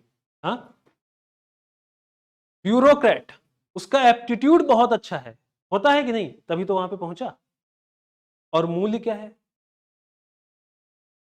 मूल्य है कि हर एक आइलैंड में एक विला अपना हो, है ना, मेटेरियलिस्टिक। तो अगला काम क्या करेगा? करप्शन। तो जो आप करप्शन पढ़ते हैं वो कॉन्सिक्वेंस किसका है? Good aptitude and bad attitude and bad values. बात आई समझ कि नहीं? इसीलिए करप्शन है। भाई करप्शन आप तब तक नहीं कर पाएंगे जब तक आप किसी बढ़िया पोजीशन पे नहीं होंगे, तो क्या करप्शन कर लोगे भाई? हो ना प्रिंसिपल सेक्रेटरी, तभी तो है आपके पास क्षमता है ना। तो एप्टीट्यूड आपका बढ़िया था तभी आप उस सिचुएशन पे पहुंचे, और एटीट्यूड बहुत खराब है तो खेला होगा ना फिर उसके बाद, होगा कि नहीं? क्लियर हुई बात? अब ये लग रहा तुम लोगों के ऊपर से जा रहा है, किसी को समझ नहीं आया ये पार्ट? बहुत लोगों को नहीं समझ में आया, तुमको आया समझ? लग नहीं रहा है, थोड़ा थोड़ा। अच्छा ऐसे समझो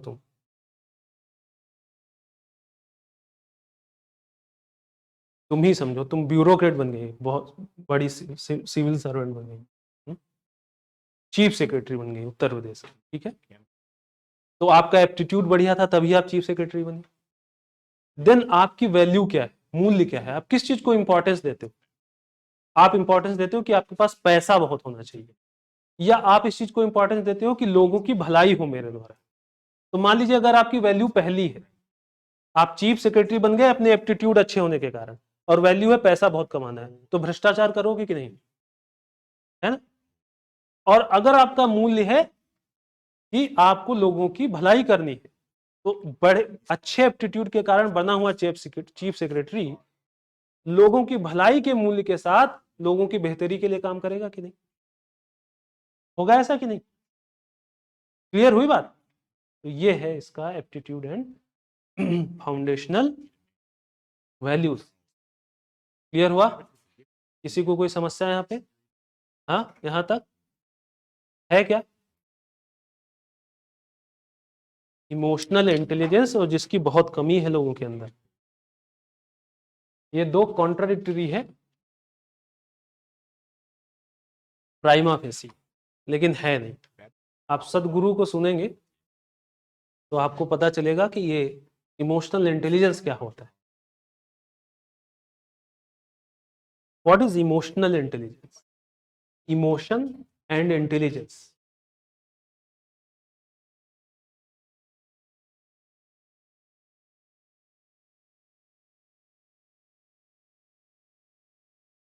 यूनिट कौन सी? 4। बेसिकली हर एक व्यक्ति को कुछ निर्णय करना, और निर्णय बेहतर तब होता है जब आप ना सिर्फ स्वयं को समझें बल्कि उनको भी समझें जो आपके साथ है। Emotional intelligence is nothing but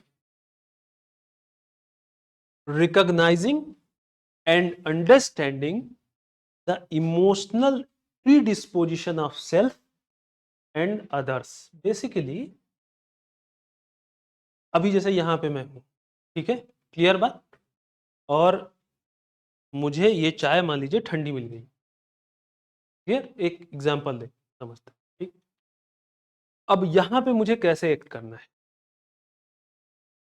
मैं यहां पे हूं और मेरा दिमाग एकदम से बहुत भन्ना गया ठंडी चाय पी के, मैं क्या करूंगा? अगर मैं इमोशनली इंटेलिजेंट हूं तो पहले मैं खुद की इमोशन को रिकॉग्नाइज करूंगा। क्या है कि इमोशन ये है कि मुझे गुस्सा आ रहा है, तो राइट नाउ मेरी इमोशन क्या है? एंगर की, ठीक है? तो मैंने अपनी खुद की इमोशन, ये तो कुछ ज्यादा ही रिकॉग्नाइज हो गया।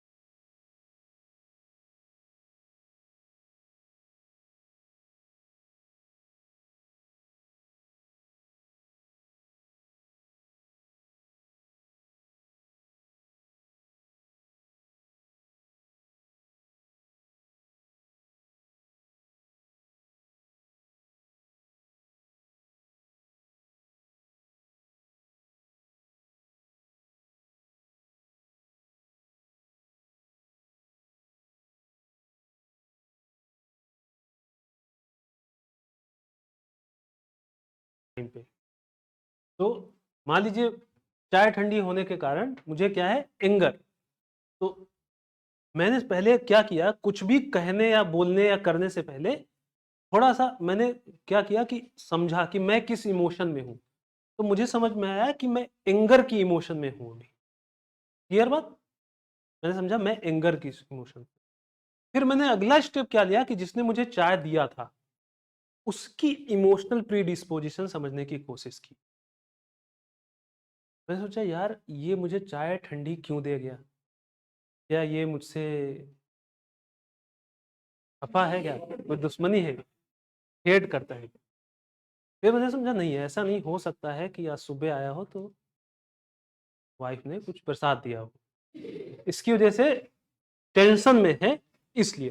तो मैंने क्या समझा, और मैं जानता हूं कि हो सकता है ये आदमी बार बार पिटता है तो इसलिए ऐसी सिचुएशन हो कि भाई आज भी वैसा हुआ हो, इसलिए इसने उस मतलब जिसको बोलते हैं ना कि टेंशन के कारण ऐसा दिया। तो पहले मैंने क्या किया, अपनी इमोशन समझी कि मैं एंगर में हूं, फिर इसकी इमोशन समझी कि ये समस्या में है, टेंशन में है। अब मुझे डिसीजन लेना है, तो मैं क्या करूंगा, कैसे डिसीजन लूंगा? कभी नी जर्क रिएक्शन लूंगा या, हाँ सही कह रहा है, कभी नी जर्क रिएक्शन लूंगा क्या? नी जर्क ऐसा होता चाय पीता और फेंक देता, नी जर्क रिएक्शन। तो मतलब मैं इमोशनली इंटेलिजेंट नहीं हूं। मैंने समझा मैं एंगर में हूं और ये इमोशन खराब इमोशन, और मैंने इसका समझा कि ये टेंशन में है। फिर मैंने एक डिसीजन लिया कि मैं अपने एंगर को क्या करता हूं, सबसाइड, और इसकी इमोशन को समझा कि ये टेंशन में है। फिर मैंने क्या किया कि 2 मिनट बाद 5 मिनट में इसको बुलाया। मैंने कहा देखो ऐसा है कि मुझे थोड़ा सा क्लास लेनी होती है, उसमें एफर्ट लगता है, थोड़ा ध्यान दे दिया करो, गर्म चाय ले आया करो। इसका मतलब मैं क्या हूं, इमोशनली इंटेलिजेंट, शक्तिमान, है ना? अगर मैं इमोशनली इंटेलिजेंट नहीं होता, नी जर्क रिएक्शन, चाय फेंक देता, इसके ऊपर रियल करता, इसकी काम की इफिशियंसी कम हो जाती और मन में गुस्सा आ जाता, हो सकता बाइक खड़ी उसमें एक दो ऐसे मार देता। कौन देख रहा है? अब इसी चीज को आप अपने ऑफिस में अप्लाई करिए। सिविल सर्वेंट है, हायरार्की में काम करते हैं, कुछ लोग आपसे ऊपर हैं, कुछ लोग आपसे नीचे हैं। ऑफिस गए और सुबह सुबह बॉस ने अच्छे से प्रसाद दे दिया, गधे हो, कुछ काम नहीं करते, वर्क इफिशियंसी 0 है, और तुम 15 घंटे काम करके आए थे, तो कहोगे बस ऐसे ही रहेगा, ठीक है ना? तो आपका रिएक्शन, आपकी इफिशियंसी, आपका मोरल सब डाउन हो जाए। और बॉस, आप गए, आपने काम नहीं किया था, लेकिन बॉस ने सोचा कि मैं गुस्से में हूं, अपनी इमोशन को उसने पहचाना और बोला कि अगर मैंने गुस्से में इसको नी जर्क रिएक्शन दे दिया तो और पूरा टीम का ही सत्यानाश कर देगा, टारगेट नहीं अचीव हो पाएगा। उसने अपने एंगर को कंट्रोल किया, इसके समझा कि भाई इसकी सिचुएशन क्या हो सकती है, इसके भीतर क्या इमोशन होता है, और फिर नी जर्क रिएक्शन देने की बजाय एक इंटेलिजेंट तरीके से काम। तो this is called emotional intelligence. ऐसा व्यक्ति जो इमोशनली इंटेलिजेंट होता है वो वर्क लाइफ बैलेंस बना के चलता है कि नहीं? अपने सीनियर्स का रिस्पेक्ट लेता है, अपने सीनियर्स का केयर लेता है, और अपने सबऑर्डिनेट्स का रिस्पेक्ट अर्न करता है कि नहीं? बताइए। अगर व्यक्ति ये क्या है, इमोशनली इंटेलिजेंट, अगर नहीं है तो किसी संगठन में काम नहीं कर पाएगा। क्यों? क्योंकि संगठन में आप इकलौते नहीं होते हैं काम करने वाले, आपके ऊपर भी कुछ है, आपके नीचे भी कुछ। बात आई समझ कि नहीं? अपनी इमोशन को समझिए, सामने वाली की इमोशन को समझिए, निगेटिव इमोशंस को सबसाइड करिए, पॉजिटिव इमोशन को बढ़ावा दीजिए, तब रिएक्ट करिए, और देखिए हमेशा अच्छा रिएक्शन है। तभी बोलते हैं इमोशनल इंटेलिजेंट आदमी कभी नी जर्क रिएक्शन नहीं देता। आप अपनी फैमिली के साथ जा रहे हैं कार, और किसी ने ऐसे वो कर दिया, भन्ना गए, बोला दे दिया और उसने वापस दे दिया, है ना? फैमिली के साथ हैं आप, इसका मतलब आप इमोशनली इंटेलिजेंट नहीं है। फैमिली के साथ हैं तो एक इमोशनली इंटेलिजेंट आदमी क्या करता है, जाने देगा, और अगर कुछ ज्यादा हुआ तो जो लीगल प्रोसेस है उसके थ्रू जाएगा, उनका नंबर ले लेगा, फोटो ले लेगा, और फिर बताएगा उनको जो लीगल प्रक्रिया है उसके थ्रू। बात आई समझ की नहीं? क्या हुआ फिर? भूल जाए। हाँ।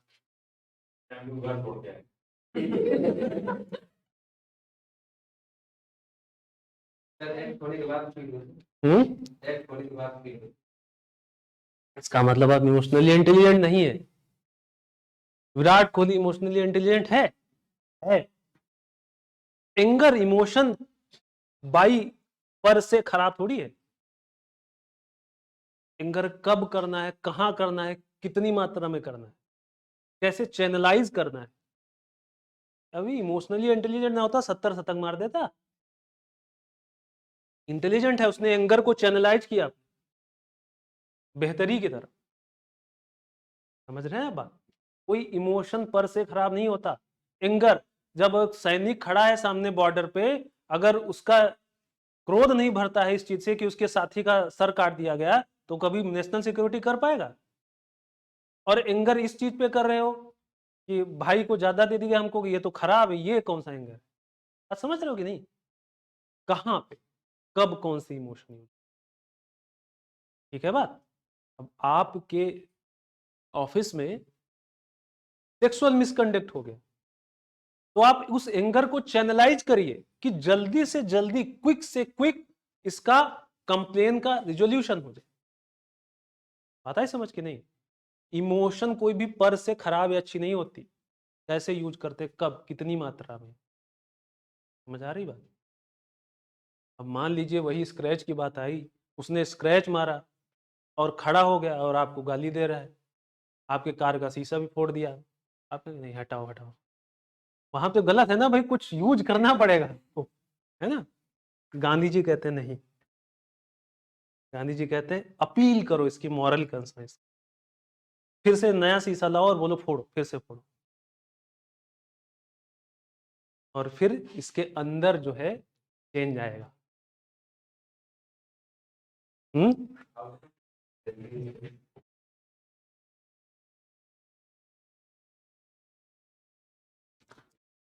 चलो नेक्स्ट, थिंकर्स, यूनिट 5।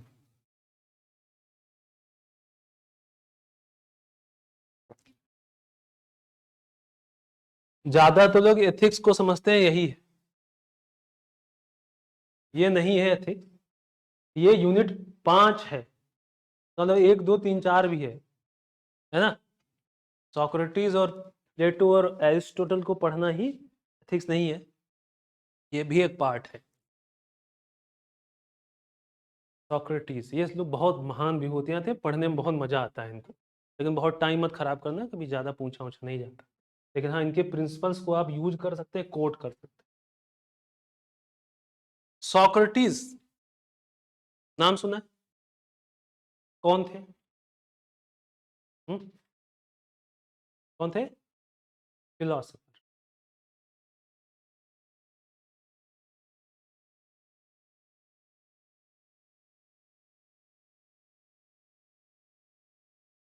अभिषेक, कहाँ के फिलोसफर थे? इंडिया के? पता नहीं।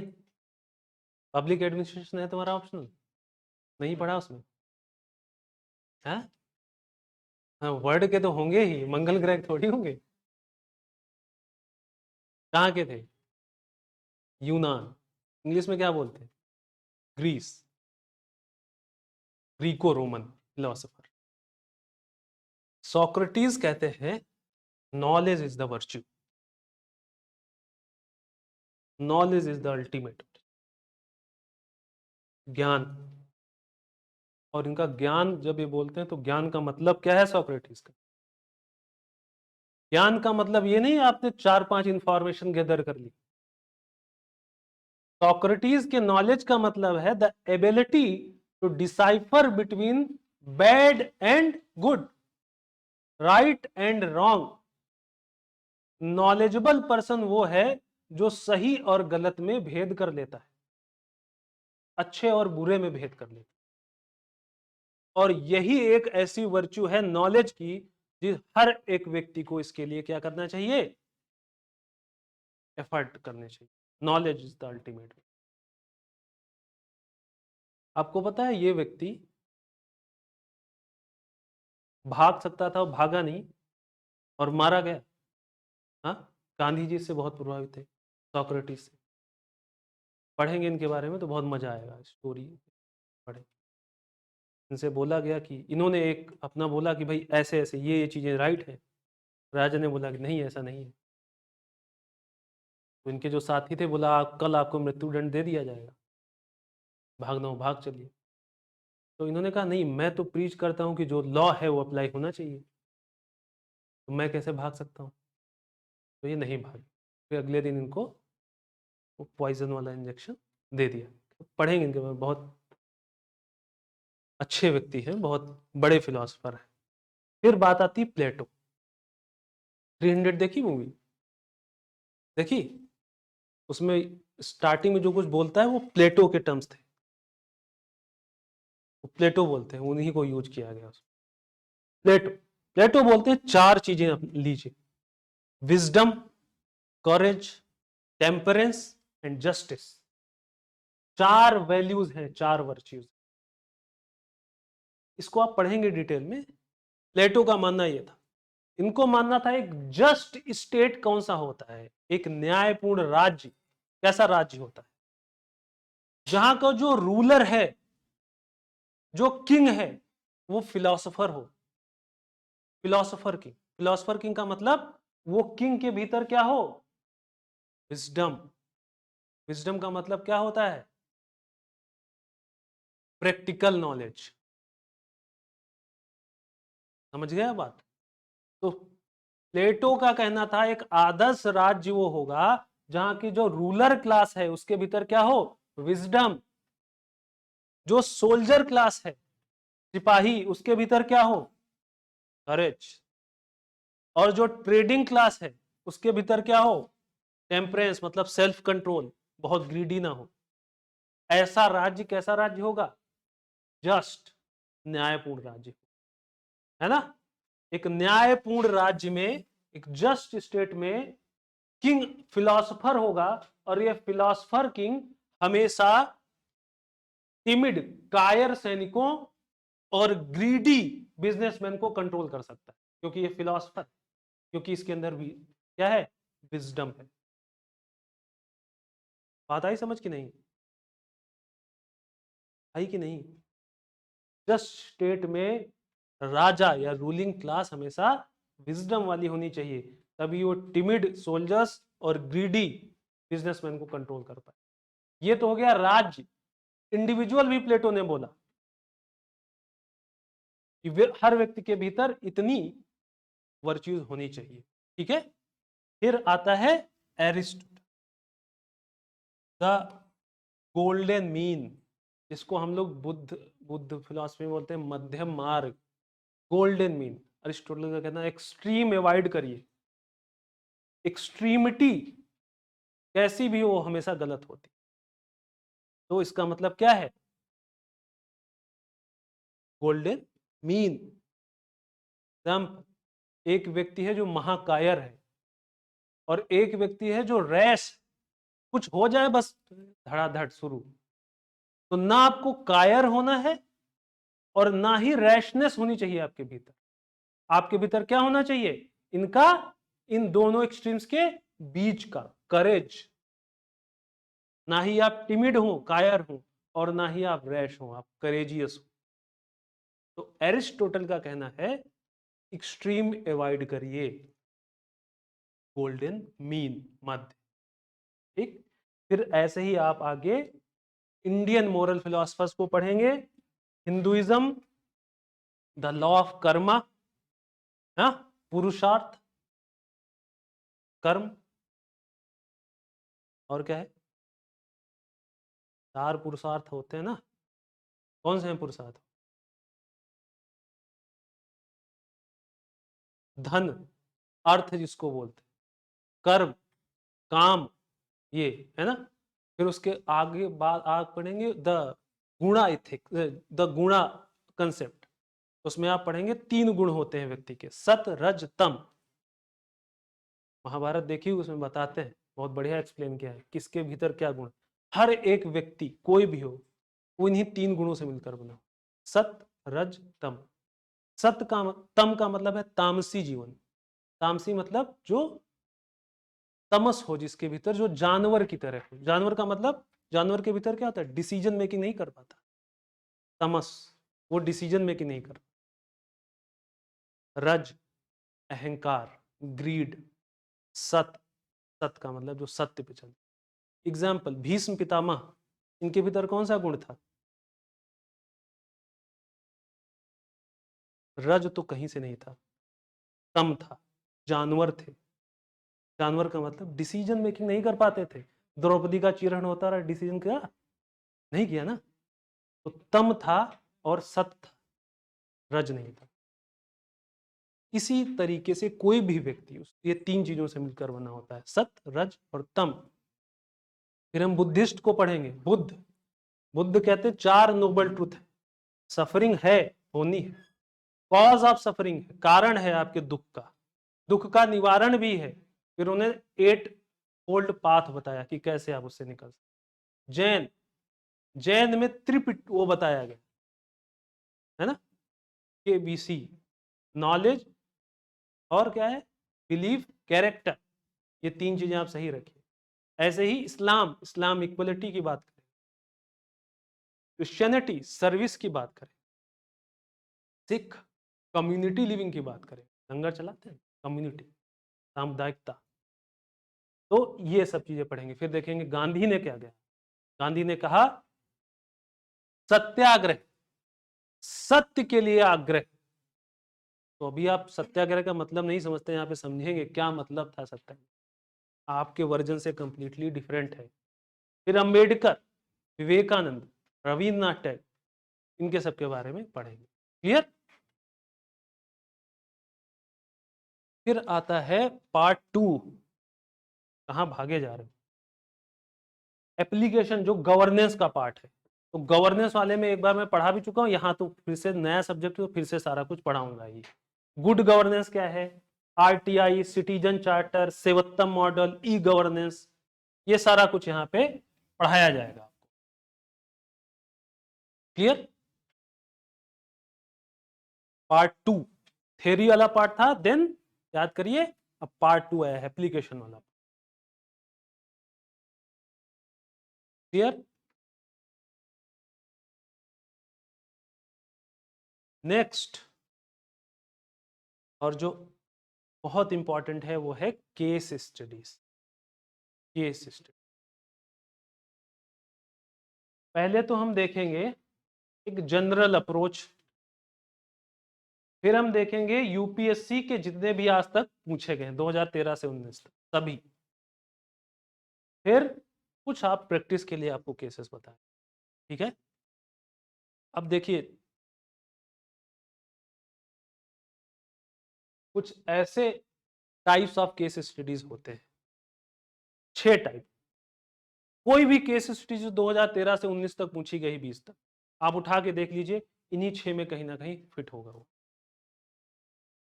ठीक है। या तो एक गवर्नमेंट ऑफिशियल होगा जो कोई एथिकल इश्यू होगा उसको वर्क पे, फॉल्टी कंस्ट्रक्शन होगा और उससे बोला जाएगा कि आप इग्नोर कर दीजिए। एग्जाम्पल, अभी मैं एक एक केस का प्रीवियस ईयर जितने भी केसेस आए मैं सारे बताऊंगा आपको। एक दिखा देता हूं मैं आपको झलक। ये देखिए case 1, the government official facing ethical issue at work. 2013 में क्या पूछा गया, 14 में, 15 में, 16 में, 18 में, 19 में। इसीलिए मैंने आपको क्वेश्चन पेपर मंगवाया था। मैं बोलूंगा 2013 का क्वेश्चन नंबर 10 देखिए, ऐसा होगा। और वो टाइप 1 है। टाइप 1 क्या था, government servant facing ethical issue at work.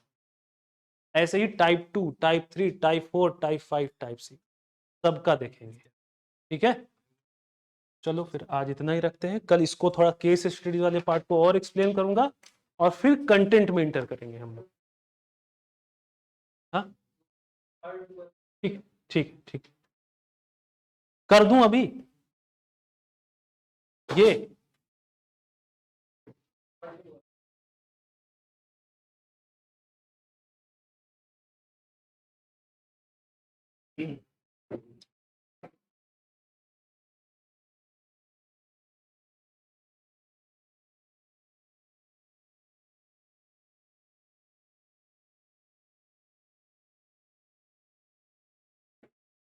हो गया?